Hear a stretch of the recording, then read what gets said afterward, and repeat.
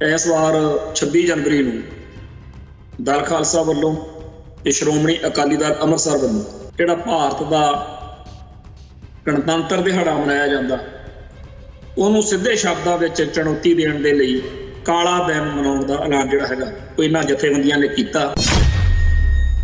ਰਾਮ ਮੰਦਿਰ ਦਾ 22 जनवरी ਨੂੰ जिस तरीके नाल मोदी सरकार ने RSS ने उत्थे माहौल बनाना शुरू किया होया ओदी करके भी इस मुल्क दे विच भारत दीयां सारियां घट गिणतियां जिहड़ियां ने उन्हां दे विच एक खौफ दी एक दहशत दी लहर आ जिहड़ी वो दिनों दिन वध रही है।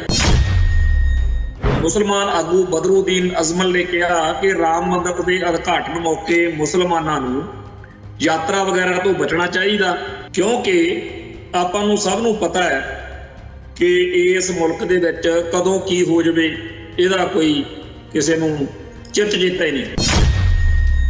जिहड़ा भारती घट गिणती कमिशन है उहदे चेयरमैन बार इकबाल सिंह लालपुरा जिस तरीके नाल ये दमगजे जे मार रहा कि जी असीं गारंटी दिंदे आ, ये गारंटियां गरूंटियां कि कोई अर्थ नहीं रखदियां। इस मुल्क दे विच बीते दौर दे विच इत्थे तां राष्ट्रपति सी ज्ञानी जैल सिंह 1984 विच सब तो पहला निशाना ही उन्होंने बनाया गया। कौमी घट गिणती कमिशन ने पंजाब के चीफ सैकटरी तो जथेदार गुरदेव सिंह कौंके के केस बारे रिपोर्ट मंगी। स्पष्ट वा कि आम आदमी पार्टी नूं BJP नूं इत्थों तक कि कांग्रेस नूं ये जिहड़ा मामला इहदे विच बादल दल नूं टंगण दा बादल दल नूं टारगेट करन दा मौका मिल रहा। ना तां बादल हुणां दे राज विच जथेदार कौंके दा कतल होया, ना उस टाइम बादल मुख मंत्री सी, पर आप दा जुत्तियां खाण दा अपनी कुत्ते खानी कराउण दा जुगाड़ जिहड़ा हैगा इन्हां ने आप कीता। जदों 1999 दे विच इन्हां ने सत्ता च हुंदियां होण दे बावजूद तवाड़ी वाली रिपोर्ट ते कार्रवाई नहीं की। चाहे कांग्रेस आ, चाहे आम आदमी पार्टी है, चाहे भाजपा आ ते चाहे हैगी आ बादल दल वाली धिर, ये सारियां दा साझा एजेंडा वा भी जदों सत्ता च आओ उदों बेकिरक ते बे लगाम हो के आपदा काम कटो। इन्हां दिनां दे विच भगवंत मान दी धिर पुलिस नूं खुली छुट्टी दे रही है, थां थां दे उत्ते मुकाबले भी बन रहे हैं ते थां थां दे उत्ते लोकां नाल वधीकियां भी हो रही, लुੱਟ भी हो रही है, हर तरीके नाल लोग दुखी। पर वो कहते हैं भी ठीक आ जदों वोटां आउणगीआं सानूं वोट ना पाओ। TV 84 उत्ते प्रोग्राम खबर दी खबर देख रहा है सारे दर्शकों को मैं सरबजीत सिंह घुमान फतेह अर्ज करदा जी। वाहिगुरू जी का खालसा वाहिगुरू जी की फतेह। इस वार 26 जनवरी ਨੂੰ दल खालसा ਵੱਲੋਂ ਤੇ ਸ਼੍ਰੋਮਣੀ ਅਕਾਲੀ ਦਲ ਅੰਮ੍ਰਿਤਸਰ ਵੱਲੋਂ ਇੱਥੇ ਇੱਕ ਸਖਤ ਪ੍ਰੋਟੈਸਟ ਜਿਹੜਾ ਹੈਗਾ ਉਹ ਰੱਖਿਆ ਗਿਆ, ਜਿਹਦੇ ਵਿੱਚ ਜਿਹੜਾ ਭਾਰਤ ਦਾ ਗਣਤੰਤਰ ਦਿਹਾੜਾ ਮਨਾਇਆ ਜਾਂਦਾ ਉਹਨੂੰ ਸਿੱਧੇ ਸ਼ਬਦਾਂ ਵਿੱਚ ਚੁਣੌਤੀ ਦੇਣ ਦੇ ਲਈ ਕਾਲਾ ਦਿਨ ਮਨਾਉਣ ਦਾ ਐਲਾਨ ਜਿਹੜਾ ਹੈਗਾ ਉਹ ਇਹਨਾਂ ਜਥੇਬੰਦੀਆਂ ਨੇ ਕੀਤਾ। ਤੇ ਜਿਹਦੇ ਵਿੱਚ ਪੰਜਾਬ ਦੇ ਵਿੱਚ ਹੋਰ ਵੀ ਜਿਹੜੀਆਂ ਇਹੋ ਜਿਹੀਆਂ ਪੰਥਕ ਸੋਚ ਵਾਲੀਆਂ ਸ਼ਖਸੀਅਤਾਂ ਨੇ, ਜਥੇਬੰਦੀਆਂ ਨੇ, ਉਹਨਾਂ ਨੇ ਸ਼ਾਮਲ ਹੋਣ। ਪਿਛਲੇ ਲੰਬੇ ਅਰਸੇ ਤੋਂ दल खालसा श्रोमणी अकाली दल ਅੰਮ੍ਰਿਤਸਰ ਤੇ ਹੋਰ ਬਹੁਤ ਸਾਰੀਆਂ ਜਥੇਬੰਦੀਆਂ 26 जनवरी 15 अगस्त ਨੂੰ ਆਪਦੀ ਕੌਮ ਦਾ ਜਿਹੜਾ ਪੱਖ ਵਾ ਉਹ ਇਸ ਤਰੀਕੇ ਨਾਲ ਜਨਤਕ ਤੌਰ ਦੇ ਉੱਤੇ ਪ੍ਰਗਟ ਕਰਦੀਆਂ ਰਹੀਆਂ ਨੇ। ਤੇ ਇਸ ਵਾਰ ਇਸ ਗੱਲ ਦੀ ਅਹਿਮੀਅਤ ਹੋਰ ਵੀ ਵੱਧ ਜਾਂਦੀ ਆ ਕਿਉਂਕਿ ਇੱਕ ਪਾਸੇ ਤਾਂ ਰੌਲਾ ਇਹ ਪਿਆ ਹੋਇਆ ਕਿ ਦਿੱਲੀ ਵਾਲਿਆਂ ਨੇ ਪੰਜਾਬ ਦੀ ਜਿਹੜੀ ਪ੍ਰਤੀਨਿਧਤਾ ਕਰਦੀ ਹੋਈ ਉੱਥੇ ਝਾਕੀ ਲਾਉਣੀ ਹੁੰਦੀ ਹੈ 26 जनवरी ਨੂੰ, ਉਹ ਤੋਂ ਇਨਕਾਰ ਕੀਤਾ ਹੋਇਆ ਤੇ ਭਗਵੰਤ ਮਾਨ ਤੇ ਹੋਰ ਰਾਸ਼ਟਰਵਾਦੀ ਲੋਕ ਬੜਾ ਪਿੱਟਦੇ ਰਹੇ ਆ। ਦੂਜੇ ਪਾਸੇ ਰਾਮ ਮੰਦਿਰ ਦਾ 22 जनवरी ਨੂੰ ਜਿਸ ਤਰੀਕੇ ਨਾਲ ਮੋਦੀ ਸਰਕਾਰ ਨੇ RSS ਨੇ ਉੱਥੇ ਮਾਹੌਲ ਬਣਾਉਣਾ ਸ਼ੁਰੂ ਕੀਤਾ ਹੋਇਆ ਉਹਦੀ ਕਰਕੇ ਵੀ ਇਸ ਮੁਲਕ ਦੇ ਵਿੱਚ ਭਾਰਤ ਦੀਆਂ ਸਾਰੀਆਂ ਘਟ ਗਿਣਤੀਆਂ ਜਿਹੜੀਆਂ ਨੇ ਉਹਨਾਂ ਦੇ ਵਿੱਚ ਇੱਕ ਖੌਫ ਦੀ ਇੱਕ ਦਹਿਸ਼ਤ ਦੀ ਲਹਿਰ ਆ ਜਿਹੜੀ ਉਹ ਦਿਨੋਂ ਦਿਨ ਵੱਧ ਰਹੀ ਆ। ਤੇ ਪੰਜਾਬ ਜਿਹੜੀ ਸੂਰਮਿਆਂ ਦੀ, ਅਣਖ ਵਾਲਿਆਂ ਦੀ, ਸੱਚੇ ਸੁੱਚੇ ਲੋਕਾਂ ਦੀ ਧਰਤੀ ਆ, इथों इस माहौल दे विच ਇਹ ਦਿੱਲੀ ਨੂੰ ਚੁਣੌਤੀ ਦੇਣੀ ਕਿ 26 ਜਨਵਰੀ ਨੂੰ ਅਸੀਂ ਕਾਲਾ ਦਿਹਾੜਾ ਮਨਾਵਾਂਗੇ, ਇੱਕ ਬਹੁਤ ਹੀ ਸਹੀ ਤੇ ਸੁਚੱਜਾ ਕਦਮ ਤੇ ਸਾਨੂੰ ਯਕੀਨ ਆ ਕਿ 26 ਜਨਵਰੀ ਵਾਲੇ ਦਿਨ ਸਾਰੇ ਪੰਜਾਬ ਦੇ ਵਿੱਚ ਥਾਂ ਥਾਂ ਦੇ ਉੱਤੇ, ਹੋਰ ਥਾਵਾਂ ਦੇ ਉੱਤੇ ਵੀ ਲੋਕ ਕਾਲਾ ਦਿਹਾੜਾ ਜਿਹੜਾ ਹੈਗਾ ਉਹ ਮਨਾਉਣਗੇ। ਇਸ ਤੋਂ ਅਗਲਾ ਜਿਹੜਾ ਨੁਕਤਾ ਅਸੀਂ ਸਾਂਝਾ ਕਰਨਾ ਚਾਹੁੰਦੇ ਹਾਂ ਆਪਣੇ ਸਰੋਤਿਆਂ ਨਾਲ ਉਹ ਇਹ ਹੈ ਕਿ ਇੱਕ ਇਸਲਾਮਕ ਮੁਸਲਮਾਨ ਆਗੂ ਬਦਰੁਦੀਨ ਅਜ਼ਮਲ ਨੇ ਇਹ ਗੱਲ ਕਹੀ ਹੈ ਕਿ ਜਿੱਦਣ ਰਾਮ ਮੰਦਿਰ ਦਾ ਉਦਘਾਟਨ ਹੋਣਾ ਹੈ, ਉਸ ਤੋਂ ਬਾਅਦ ਵਿੱਚ ਮਾਹੌਲ ਦੇ ਵਿੱਚ ਆਪਾਂ ਨੂੰ ਸਭ ਨੂੰ ਪਤਾ ਕਿਹੋ ਜਿਹਾ ਮਾਹੌਲ ਬਣਿਆ ਹੋਇਆ। ਉਸ ਮੁਸਲਮਾਨ ਆਗੂ ਬਦਰੁਦੀਨ ਅਜ਼ਮਲ ਨੇ ਕਿਹਾ ਕਿ ਰਾਮ ਮੰਦਿਰ ਦੇ ਉਦਘਾਟਨ ਮੌਕੇ ਮੁਸਲਮਾਨਾਂ ਨੂੰ ਯਾਤਰਾ ਵਗੈਰਾ ਤੋਂ ਬਚਣਾ ਚਾਹੀਦਾ, ਬਹੁਤਾ ਬਾਹਰ ਨਿਕਲਣ ਤੋਂ ਅਵਾਇਡ ਕਰਨਾ ਚਾਹੀਦਾ, ਕਿਉਂਕਿ ਆਪਾਂ ਨੂੰ ਸਭ ਨੂੰ ਪਤਾ ਹੈ ਕਿ ਇਸ ਮੁਲਕ ਦੇ ਵਿੱਚ ਕਦੋਂ ਕੀ ਹੋ ਜਾਵੇ ਇਹਦਾ ਕੋਈ ਕਿਸੇ ਨੂੰ ਚਿੱਤ ਚੇਤਾ ਹੀ ਨਹੀਂ। ਹੁਣ ਗੱਲ ਤਾਂ ਉਹਨੇ ਸਹੀ ਕਹੀ ਹੈ, ਕਿਉਂਕਿ ਅੱਗੇ ਗੋਧਰਾ ਕਾਂਡ ਤੇ ਫਿਰ ਗੁਜਰਾਤ ਦੇ ਵਿੱਚ ਜੋ ਕਤਲੇਆਮ ਹੋਇਆ ਤੇ ਫਿਰ ਜਿਵੇਂ ਬੰਬੇ ਦੇ ਵਿੱਚ ਬੰਬ ਧਮਾਕੇ ਹੋਏ ਤੇ ਉਸ ਤੋਂ ਬਾਅਦ ਵਿੱਚ ਉੱਥੇ ਮਨੁੱਖਤਾ ਦਾ ਘਾਣ ਹੋਇਆ। ਸੋ ਜਿਹੜਾ ਕੋਈ ਸਿਆਣਾ ਬੰਦਾ ਹੈ ਉਹ ਆਪਦੇ ਬੰਦਿਆਂ ਨੂੰ, ਆਪਦੀ ਕੌਮ ਨੂੰ ਬਚਾਉਂਦਾ। ਅਸੀਂ ਅਕਸਰ ਦੇਖਦੇ ਹਾਂ ਕਿ ਅੱਡ-ਅੱਡ ਮੁਲਕਾਂ ਦੇ ਵੱਲੋਂ ਵੀ ਆਪਦੇ ਨਾਗਰਿਕਾਂ ਲਈ ਕਈ ਥਾਵਾਂ ਦੇ ਉੱਤੇ, ਕਈ ਮੌਕਿਆਂ ਦੇ ਉੱਤੇ ਐਡਵਾਈਜ਼ਰੀ ਜਾਰੀ ਕੀਤੀ ਜਾਂਦੀ ਆ ਕਿ ਫਲਾਣੇ ਮੁਲਕ ਦੇ ਵਿੱਚ ਸਾਡੇ ਨਾਗਰਿਕ ਜਿਹੜੇ ਆ ਉਹ ਆਪਦੇ ਆਪ ਨੂੰ ਸੁਰੱਖਿਅਤ ਰੱਖਣ, ਕਿਉਂਕਿ ਆਹ ਘਟਨਾਕ੍ਰਮ ਇਹ ਅਕਸਰ ਵਾਪਰਦਾ। ਸੋ ਜੇ ਕਿਸੇ ਮੁਸਲਮਾਨ ਭਾਈਚਾਰੇ ਦੇ ਬੰਦਿਆਂ ਨੂੰ ਇਸ ਵੇਲੇ ਇਹ ਮਹਿਸੂਸ ਹੋ ਰਿਹਾ ਕਿ ਕੋਈ ਗੜਬੜ ਨਾ ਹੋ ਜੇ, ਕਿਉਂਕਿ ਇਹ ਕਿਸੇ ਨੇ ਇਹਦੇ ਬਾਰੇ ਕੋਈ ਭਵਿੱਖਬਾਣੀ ਤਾਂ ਕਰਨੀ ਨਹੀਂ, ਨਾ ਕਿਸੇ ਜੋਤਸ਼ੀ ਨੇ ਹੁਣ ਦੱਸਣਾ, ਇਹ ਤਾਂ ਜਦੋਂ ਲਾਸ਼ਾਂ ਦੇ ਢੇਰ ਲੱਗੇ ਪਏ ਹੋਣਗੇ ਉਦੋਂ ਹੀ ਪਤਾ ਲੱਗਦਾ ਵੀ ਆਹ ਕੀ ਭਾਣਾ ਵਾਪਰ ਗਿਆ। ਸੋ ਅਸੀਂ ਇਹ ਸਮਝਦੇ ਹਾਂ ਕਿ ਉਸ ਬਦਰੁਦੀਨ ਅਜ਼ਮਲ ਨੇ ਜੇ ਆਪਦੇ ਭਾਈਚਾਰੇ ਨੂੰ, ਆਪਦੀ ਕੌਮ ਨੂੰ ਇਸ ਗੱਲ ਦੀ ਚੇਤਾਵਨੀ ਦਿੱਤੀ ਆ ਕਿ ਜਿਨ੍ਹਾਂ ਦਿਨਾਂ ਦੇ ਵਿੱਚ 22 ਜਨਵਰੀ ਨੂੰ ਇਸ ਮੁਲਕ ਦੇ ਵਿੱਚ ਹਿੰਦੂ ਕੱਟੜਵਾਦ ਜਿਹੜਾ ਹੈ ਉਹ ਸਿਖਰ ਤੇ ਗਿਆ ਹੋਊਗਾ, ਉਹਨਾਂ ਦਿਨਾਂ ਦੇ ਵਿੱਚ 2-4 ਦਿਨ ਆਪਦੇ ਆਪ ਨੂੰ ਥੋੜਾ ਜਿਹਾ ਖਿਆਲ ਨਾਲ ਚੱਲਿਆ ਜਾਂਦਾ। ਪਰ ਹੈਰਾਨੀ ਦੀ ਗੱਲ ਇਹ ਹੈ ਕਿ ਜਿਨ੍ਹਾਂ ਲੋਕਾਂ ਦੇ ਪੱਲੇ ਹੀ ਕੱਖ ਨਹੀਂ, ਉਹ ਲੋਕ ਉੱਪਰ ਦੀ ਆ ਕੇ ਐਵੇਂ ਦਮਗਜੇ ਮਰੀ ਜਾਂਦੇ ਆ। ਤੇ ਜਿਹੜਾ ਭਾਰਤੀ ਘੱਟ ਗਿਣਤੀ ਕਮਿਸ਼ਨ ਹੈ ਉਹਦੇ ਚੇਅਰਮੈਨ ਇਕਬਾਲ ਸਿੰਘ ਲਾਲਪੁਰਾ ਜਿਸ ਤਰੀਕੇ ਨਾਲ ਇਹ ਦਮਗਜੇ ਜੇ ਮਾਰ ਰਿਹਾ ਕਿ ਜੀ ਅਸੀਂ ਗਰੰਟੀ ਦਿੰਦੇ ਹਾਂ, ਇਹ ਗਰੰਟੀਆਂ ਗਰੂਟੀਆਂ ਇਹ ਕੋਈ ਅਰਥ ਨਹੀਂ ਰੱਖਦੀਆਂ। ਇਸ ਮੁਲਕ ਦੇ ਵਿੱਚ ਬੀਤੇ ਦੌਰ ਦੇ ਵਿੱਚ ਇੱਥੇ ਤਾਂ ਰਾਸ਼ਟਰਪਤੀ ਸੀ ਗਿਆਨੀ ਜੈਲ ਸਿੰਘ 1984 ਵਿੱਚ, ਸਭ ਤੋਂ ਪਹਿਲਾਂ ਨਿਸ਼ਾਨਾ ਹੀ ਉਹਨੂੰ ਬਣਾਇਆ ਗਿਆ। तो जदों इस मुल्क दे विच किसी गल दा हिंदू कट्टड़वाद उत्ते इस वेले तक अगले ऊह भुतरे हुए ने। तो यह गल बहुत माड़ी कीती गई आ जिहड़ी लालपुरे ने एनी झूठी गारंटी दवाई आ।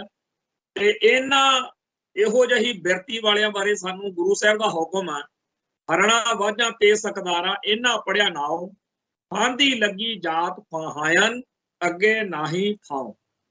जिहड़े तितर बटेरे पालदे आ ना, ਉਹ निक्के निक्के जानवर बच्चे जिहड़े रख लैंदे आ ਉਹਨੂੰ सिखा लैंदे आ, ਉਹਨੂੰ फिर बुलारा, ਉਹਨੂੰ अखर बुलारा मन्निया जांदा, जानी कि जिवें आपां कैट काउट कहने आ, ਉਹ फिर बाकी जानवरां कोल जांदा तितर बटेरिਆਂ कोल ते ਉਹਨਾਂ ਨੂੰ झूठे लारे ला के ਉਹਨਾਂ ਨੂੰ ਗੱਲਾਂ ਚ ਉਲਝਾ ਕੇ ਉੱਥੇ ਲਿਆਉਂਦਾ ਜਿੱਥੇ शिकारी ने जाल फसाया फैलाया ਹੁੰਦਾ। तो इस तरीके की गल सानू सतपुरा ने गुरबाणी दे राही ते इदां दी बिरती हुई इत्थे लालपुरा जी राही प्रगट हो रही है, जिहड़े इस वेले एवें मारी जांदे आ कि जी मतलब कोई इत्थे खतरे वाली गल नहीं, जदों कि दिनों दिन हर पल उस इलाके दे विच जिहड़ा यूपी बिहार दा सारा इलाका उत्थे मुसलमानां दे होश उड्डे पए होणे कि पता नहीं कदों की हो जाना। खैर जिहड़ी लालपुरा जी ने इस मसले उत्ते कार्रवाई कीती कराई आ, ਉਹਦਾ ਤਾਂ ਆਉਣ ਵਾਲੇ ਦਿਨਾਂ 'ਚ ਪਤਾ ਲੱਗ ਜਾਣਾ ਵੀ ਇਹ ਗਰੰਟੀ ਕਿੱਥੇ ਕੁ ਜਾਂਦੀ ਹੈ। ਪਰ ਇੱਕ ਅੱਜ ਹੋਰ ਗੱਲ ਜਿਹੜੀ ਘੱਟ ਗਿਣਤੀ ਕਮਿਸ਼ਨ ਨੇ ਕੀਤੀ ਆ, ਉਹ ਇਹ ਹੈ ਕਿ ਕੇਂਦਰੀ ਗੁਰੂ ਸਿੰਘ ਸਭਾ ਜਿਹੜਾ ਉਹਨਾਂ ਵੱਲੋਂ ਕੇਂਦਰ ਸਰਕਾਰ ਨੂੰ ਜਥੇਦਾਰ ਭਾਈ ਗੁਰਦੇਵ ਸਿੰਘ ਕੌਂਕੇ ਦੇ ਕਤਲ ਬਾਰੇ ਬੇਨਤੀ ਕੀਤੀ ਗਈ ਹੋਣੀ ਹੈ। ਤੇ ਅੱਜ ਇਹ ਖਬਰ ਇੱਥੇ ਚੱਲ ਰਹੀ ਆ ਕਿ ਕੌਮੀ ਘੱਟ ਗਿਣਤੀ ਕਮਿਸ਼ਨ ਨੇ ਪੰਜਾਬ ਦੇ ਚੀਫ ਸੈਕਟਰੀ ਤੋਂ ਜਥੇਦਾਰ ਗੁਰਦੇਵ ਸਿੰਘ ਕੌਂਕੇ ਦੇ ਕੇਸ ਬਾਰੇ ਰਿਪੋਰਟ ਮੰਗੀ ਹੈ। ਸਪਸ਼ਟ ਵਾ ਕਿ ਬੀਜੇਪੀ ਸਰਕਾਰ ਇਸ ਮਸਲੇ ਦੇ ਉੱਤੇ ਲਾਲਪੁਰੇ ਹੋਣਾ ਰਾਹੀਂ ਕੋਈ ਨਾ ਕੋਈ ਆਪ ਦੀ ਕਾਰਵਾਈ ਪਾਉਣਾ ਚਾਹੁੰਦੀ ਹੈ। ਸੱਚਾਈ ਇਹ ਆ ਕਿ ਆਮ ਆਦਮੀ ਪਾਰਟੀ ਨੂੰ, ਬੀਜੇਪੀ ਨੂੰ, ਇੱਥੋਂ ਤੱਕ ਕਿ ਕਾਂਗਰਸ ਨੂੰ ਵੀ ਇਹ ਜਿਹੜਾ ਮਾਮਲਾ ਇਹਦੇ ਵਿੱਚ ਬਾਦਲ ਦਲ ਨੂੰ ਟੰਗਣ ਦਾ, ਬਾਦਲ ਦਲ ਨੂੰ ਟਾਰਗੇਟ ਕਰਨ ਦਾ ਮੌਕਾ ਮਿਲ ਰਿਹਾ। ਤੇ ਸੱਚਾਈ ਇਸ ਤੋਂ ਅੱਗੇ ਬੜੀ ਜਿਹੜੀ ਹੈਗੀ ਆ ਊਣੀ ਮੋੜ ਵਾਲੀ ਆ ਕਿ ਨਾ ਤਾਂ ਬਾਦਲ ਹੁਣਾਂ ਦੇ ਰਾਜ ਵਿੱਚ ਜਥੇਦਾਰ ਕੌਂਕੇ ਦਾ ਕਤਲ ਹੋਇਆ, ਨਾ ਉਸ ਟਾਈਮ ਬਾਦਲ ਮੁੱਖ ਮੰਤਰੀ ਸੀ, ਪਰ ਆਪ ਦਾ ਜੁੱਤੀਆਂ ਖਾਣ ਦਾ, ਆਪਦੀ ਕੁੱਤੇ ਖਾਣੀ ਕਰਾਉਣ ਦਾ ਜੁਗਾੜ ਜਿਹੜਾ ਹੈਗਾ ਇਹਨਾਂ ਨੇ ਆਪ ਕੀਤਾ। ਜਦੋਂ 1999 ਦੇ ਵਿੱਚ ਇਹਨਾਂ ਨੇ ਸੱਤਾ 'ਚ ਹੁੰਦਿਆਂ ਹੋਣ ਦੇ ਬਾਵਜੂਦ ਤਵਾੜੀ ਵਾਲੀ ਰਿਪੋਰਟ ਤੇ ਕਾਰਵਾਈ ਨਹੀਂ ਕੀਤੀ, ਉਲਟਾ ਜਿਹੜਾ ਹੈਗਾ ਪਿਛਲੇ ਦਿਨਾਂ ਦੇ ਵਿੱਚ ਇਸ ਰਿਪੋਰਟ ਦੇ ਖਿਲਾਫ ਮਾਹੌਲ ਬਣਾਉਣਾ ਚਾਹਿਆ। ਜਦੋਂ ਲੋਕਾਂ 'ਚ ਤੋਏ ਹੋਈ, ਹੁਣ 2 ਦਿਨ ਤੋਂ ਚੁੱਪ ਨੇ।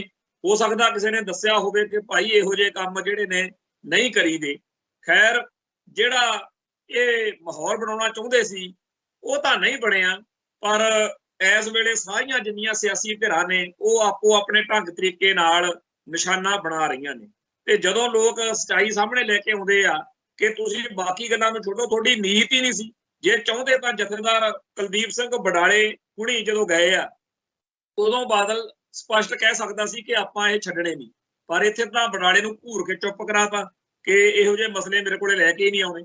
ਉਹ ਜਿਹੜੇ ਦਿਨੋਂ ਦਿਨ ਨਵੇਂ ਇਹਨਾਂ ਦੇ ਉਸ ਦੌਰ ਵਾਲੇ ਜਾਂ ਇਹਨਾਂ ਦੀ ਨੀਤ ਬਾਰੇ, ਬਾਦਲ ਦਲ ਦੀ ਬਾਰੇ ਮਾਮਲੇ ਸਾਹਮਣੇ ਆ ਰਹੇ ਨੇ ਕਿ ਕਿਵੇਂ ਇਹਨਾਂ ਨੇ ਉਹਨਾਂ ਬੁੱਚੜ ਤੇ ਜ਼ਾਲਮ ਅਫਸਰਾਂ ਨੂੰ ਨਵਾਜਿਆ।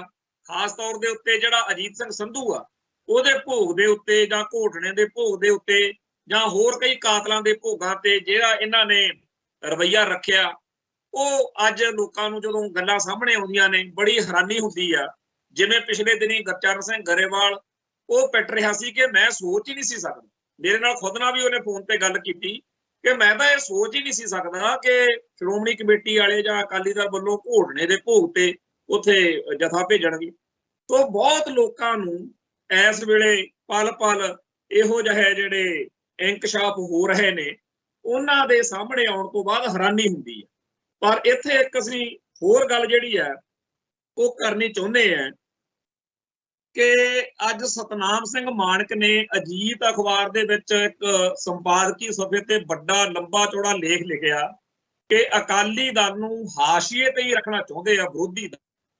ਇਸ ਲੇਖ ਦੇ ਵਿੱਚ ਉਹਨਾਂ ਨੇ ਭਾਰਤੀ ਡੈਮੋਕ੍ਰੇਸੀ ਜਿਹੜਾ ਲੋਕਤੰਤਰ ਆ ਇਹਦੀ ਇੱਕ ਬੜੀ ਕੋਝੀ, ਭਿਆਨਕ ਤੇ ਭੈੜੀ ਭੱਦੀ ਤਸਵੀਰ ਆ ਜਿਹੜੀ ਉਹ ਖਿੱਚੀ ਹੈ।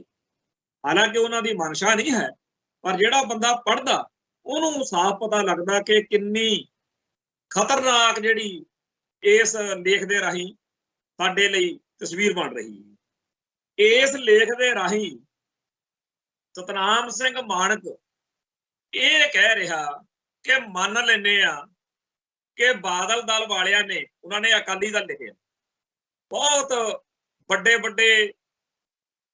ਗਲਤੀਆਂ ਕੀਤੀਆਂ ਨੇ। ਜਿੰਨੀਆਂ ਵੱਡੀਆਂ ਗਲਤੀਆਂ ਕੀਤੀਆਂ ਨੇ ਉਹਦੇ ਨਾਲੋਂ ਵੀ ਵੱਡੀਆਂ ਗਲਤੀਆਂ ਮੰਨ ਲੈਂਦੇ ਆ, ਪਰ ਇਹ ਗਲਤੀਆਂ ਜਿਹੜੀਆਂ ਨੇ ਕਾਂਗਰਸ ਵੱਲੋਂ ਕੀਤੀਆਂ ਗਲਤੀਆਂ ਨਾਲੋਂ ਬਹੁਤ ਛੋਟੀਆਂ ਨੇ ਤੇ ਉਨੀਆਂ ਭਿਆਨਕ ਵੀ ਨਹੀਂ। ਜੇਕਰ ਕਾਂਗਰਸ ਪਾਰਟੀ ਦੀਆਂ ਵੱਡੀਆਂ ਤੇ ਭਿਆਨਕ ਗਲਤੀਆਂ ਦੇ ਬਾਵਜੂਦ ਕਾਂਗਰਸ ਇੱਥੇ ਸੱਤਾ 'ਚ ਆ ਸਕਦੀ ਹੈ, ਰਾਜਗੱਦੀਆਂ ਹੰਢਾ ਸਕਦੀ ਹੈ, ਤਾਂ ਇਹ ਕਹਿਣਾ ਕਿ ਅਕਾਲੀ ਕਦੇ ਜਿੱਤ ਹੀ ਨਹੀਂ ਸਕਦੇ, ਹਾਸ਼ੀਏ ਤੇ ਹੀ ਰਹਿਣਗੇ, ਇਹ ਗੱਲ ਬਣਦੀ ਨਹੀਂ। ਕਦੇ ਨਾ ਕਦੇ ਵਕਤ ਆਏਗਾ, ਬੇਸ਼ੱਕ ਅਕਾਲੀ ਦਲ ਦੀਆਂ ਕਿੰਨੀਆਂ ਵੀ ਗਲਤੀਆਂ ਨੇ, ਗੜਬੜਾਂ ਨੇ, ਪਰ ਜਦੋਂ ਲੋਕ ਕਾਂਗਰਸ ਦੇ ਏਡੇ ਏਡੇ ਭਿਆਨਕ ਜ਼ੁਲਮਾਂ ਨੂੰ, ਏਡੀਆਂ ਵੱਡੀਆਂ ਗਲਤੀਆਂ ਨੂੰ ਹੁੰਦਿਆਂ ਦੇ ਬਾਵਜੂਦ ਉਹਨੂੰ ਵੋਟਾਂ ਪਾ ਕੇ ਸਰਕਾਰ ਬਣਾ ਸਕਦੇ ਆ, ਤਾਂ ਉਹਦੇ ਨਾਲੋਂ ਤਾਂ ਘੱਟ ਗਲਤੀਆਂ ਹੀ ਨੇ। ਇਹ ਤੇ ਇਹੋ ਜਿਹਾ ਹੈ ਬਹੁਤ ਜ਼ਿਆਦਾ। ਇਸ ਲੇਖ ਦੇ ਰਾਹੀਂ ਸਤਨਾਮ ਸਿੰਘ ਮਾਣਕ ਨੇ ਨੁਕਤੇ ਜਿਹੜੇ ਨੇ ਉਹ ਉਭਾਰੇ ਨੇ, ਜਿਹਦੇ ਉੱਤੇ ਅਸੀਂ ਥੋੜੀ ਜੀ ਚਰਚਾ ਕਰਨੀ ਚਾਹਾਂਗੇ। ਇਸ ਲੇਖ ਦੇ ਵਿੱਚ ਜਿਹੜਾ ਕੇਂਦਰੀ ਨੁਕਤਾ ਆ ਉਹ ਤਾਂ ਇਹੀ ਆ ਵੀ ਜੇਕਰ ਐਡਾ ਜ਼ੁਲਮ ਢਾਉਣ ਤੋਂ ਬਾਅਦ ਕਾਂਗਰਸ ਇੱਥੇ ਜਿੱਤ ਸਕਦੀ ਹੈ ਤਾਂ ਅਕਾਲੀ ਦਲ ਕਿਉਂ ਨਹੀਂ ਜਿੱਤ ਸਕਦਾ, ਜਦੋਂ ਉਹਦੀਆਂ ਗਲਤੀਆਂ ਛੋਟੀਆਂ ਨੇ, ਖਤਰਨਾਕ ਵੀ ਉਹਦੇ ਨਾਲੋਂ ਘੱਟ ਨੇ। ਹੁਣ ਇਸ ਲੇਖ ਦੇ ਵਿੱਚ ਇਹ ਵੀ ਦੱਸਿਆ ਹੋਇਆ ਵੀ ਕਾਂਗਰਸ, ਅਕਾਲੀ ਦਲ, ਆਮ ਆਦਮੀ ਪਾਰਟੀ ਤੇ ਹੋਰ ਜਿਹੜੇ ਨੇ ਉਹ ਸਾਰੇ ਜਦੋਂ ਸੱਤਾ 'ਚ ਆਉਂਦੇ ਆ, ਉਹ ਜਿਸ ਭਾਰਤੀ ਹਕੂਮਤੀ ਨਿਜ਼ਾਮ ਜਾਂ ਜਿਹੜਾ ਸਿਸਟਮ ਆ ਇਸ ਮੁਲਕ ਦਾ, ਉਹਦੇ ਤਹਿਤ ਜਦੋਂ ਸੱਤਾ 'ਚ ਆਉਂਦੇ ਆ ਤਾਂ ਉਹਨਾਂ ਤੋਂ ਇਹੋ ਜਿਹੀਆਂ ਗਲਤੀਆਂ ਗੜਬੜਾਂ ਹੋਣੀਆਂ ਸੁਭਾਵਿਕ ਹੈ, ਕਿਉਂਕਿ ਇਹ ਸਾਰਾ ਕੁਝ ਜਿਹੜਾ ਹੈ ਇਸ ਮੁਲਕ ਦੇ ਸਿਸਟਮ ਦਾ ਹਿੱਸਾ। ਜਾਣੀ ਕਿ ਆਪਾਂ ਮੰਨੀਏ ਕਿ ਡੀਪ ਸਟੇਟ ਦਾ ਪ੍ਰੋਜੈਕਟ ਵਾ ਸਿੱਖ ਸਭਿਅਤਾ ਨੂੰ, ਸਿੱਖ ਸਿਵਲਾਈਜੇਸ਼ਨ ਨੂੰ ਪੰਜਾਬ ਚੋਂ ਉਜਾੜਨਾ, ਸਿੱਖਾਂ ਦੀ ਹੋਂਦ ਹਸਤੀ ਖਤਮ ਕਰਨੀ, ਪੰਜਾਬ ਦਾ ਤੇ ਪੰਥ ਦਾ ਹਰ ਹੀਲੇ ਇਥੋਂ ਉਜਾੜਾ ਕਰਵਾਉਣਾ, ਇਹ ਡੀਪ ਸਟੇਟ ਦਾ ਪ੍ਰੋਜੈਕਟ ਵਾ। ਹੁਣ ਸਿੱਖ ਬੁੱਧੀਜੀਵੀ ਜਾਂ ਸਤਨਾਮ ਸਿੰਘ ਮਾਣਕ ਜਾਂ ਕੋਈ ਵੀ ਜਿਹੜਾ ਇੰਟੈਲੈਕਚੁਅਲ ਆ, ਵਿਦਵਾਨ ਆ, ਚਿੰਤਕ ਆ, ਉਹਦਾ ਫਾਇਦਾ ਤਾਂ ਆ ਜੇ ਉਹ ਪੰਜਾਬ ਦੇ ਵਿੱਚ ਪੰਜਾਬੀ ਲੋਕਾਂ ਲਈ, ਪੰਥ ਲਈ ਕੋਈ ਰਾਹ ਦਿਖਾਉਣ ਵਾਲੀ ਗੱਲ ਕਰੇ ਕਿ ਭਾਈ ਇੱਥੇ ਜਿਹੜਾ ਇਹ ਸਿਸਟਮ ਚੱਲ ਰਿਹਾ, ਜਿਹੜਾ ਤੁਹਾਡੀ ਬਰਬਾਦੀ ਕਰ ਰਿਹਾ, ਇਹਦੇ ਵਿੱਚੋਂ ਬਚਣ ਦਾ ਆਹ ਰਾਹ। ਹੁਣ ਰਾਹ ਜਿਹੜਾ ਸਤਨਾਮ ਸਿੰਘ ਮਾਣਕ ਨੇ ਦਿਖਾਇਆ, ਇਹ ਸਾਰੇ ਵਿਦਵਾਨ ਇੱਥੋਂ ਦੇ ਦਿਖਾਉਂਦੇ ਆ ਵੀ ਕਦੇ ਨਾ ਕਦੇ ਜੀ ਅਕਾਲੀ ਦਲ ਨੂੰ, ਕਦੇ ਕਾਂਗਰਸ ਨੂੰ, ਮਤਲਬ ਕਿ ਜਿਹੜਾ ਪਹਿਲਾਂ ਚੱਲਦਾ ਸੀ ਵੀ 5 ਸਾਲ ਅਕਾਲੀ ਦਲ ਜਦੋਂ ਰਾਜ ਕਰਦਾ ਹੈ, ਉਦੋਂ ਉਹ ਬੇਪਰਵਾਹ ਹੋ ਕੇ ਲੋਕਾਂ ਦੇ ਜਜ਼ਬਾਤਾਂ ਦੇ ਉਲਟ ਭੁਗਤਦਾ ਕਿ ਠੀਕ ਆ ਯਾਰ ਤੁਸੀਂ ਸਾਨੂੰ ਵੋਟ ਨਾ ਪਾਇਓ। ਚੇਤੇ ਕਰੋ ਜਦੋਂ 2017 ਦੇ ਵਿੱਚ ਬਾਦਲ ਦਲ ਦੇ ਖਿਲਾਫ ਲੋਕਾਂ 'ਚ ਰੋਸ ਸੀ, ਸੋਸ਼ਲ ਮੀਡੀਆ ਦੇ ਉੱਤੇ ਬਹੁਤ ਤਲਖੀ ਨਾਲ ਲੋਕ ਲਿਖ ਰਹੇ ਸੀ, ਕਿਉਂਕਿ 2015 ਦੇ ਵਿੱਚ ਬਰਗਾੜੀ ਬਾਈਬਲ ਕਾਂਡ ਹੋ ਚੁੱਕਿਆ ਸੀ। ਉਹਨਾਂ ਦਿਨਾਂ ਦੇ ਵਿੱਚ ਵੱਡਾ ਬਾਦਲ ਇਹੀ ਕਹਿੰਦਾ ਹੁੰਦਾ ਸੀ ਕਿ ਬਾਹਲੇ ਔਖੇ ਹੋ ਯਾਰ ਸਾਨੂੰ ਵੋਟ ਨਾ ਪਾਇਓ। ਇਹੀ ਗੱਲ ਕਾਂਗਰਸ ਪਾਰਟੀ 1984 ਜਾਂ ਉਸ ਤੋਂ ਬਾਅਦ ਵਿੱਚ ਕਹਿਣ ਵਾਲੀ ਸੀ ਵੀ ਅਸੀਂ ਤਾਂ ਦਰਬਾਰ ਸਾਹਿਬ ਤੇ ਜੋ ਕਰਨਾ ਸੀ ਕਰਤਾ, ਤੁਸੀਂ ਸਾਨੂੰ ਵੋਟ ਨਾ ਪਾਇਓ।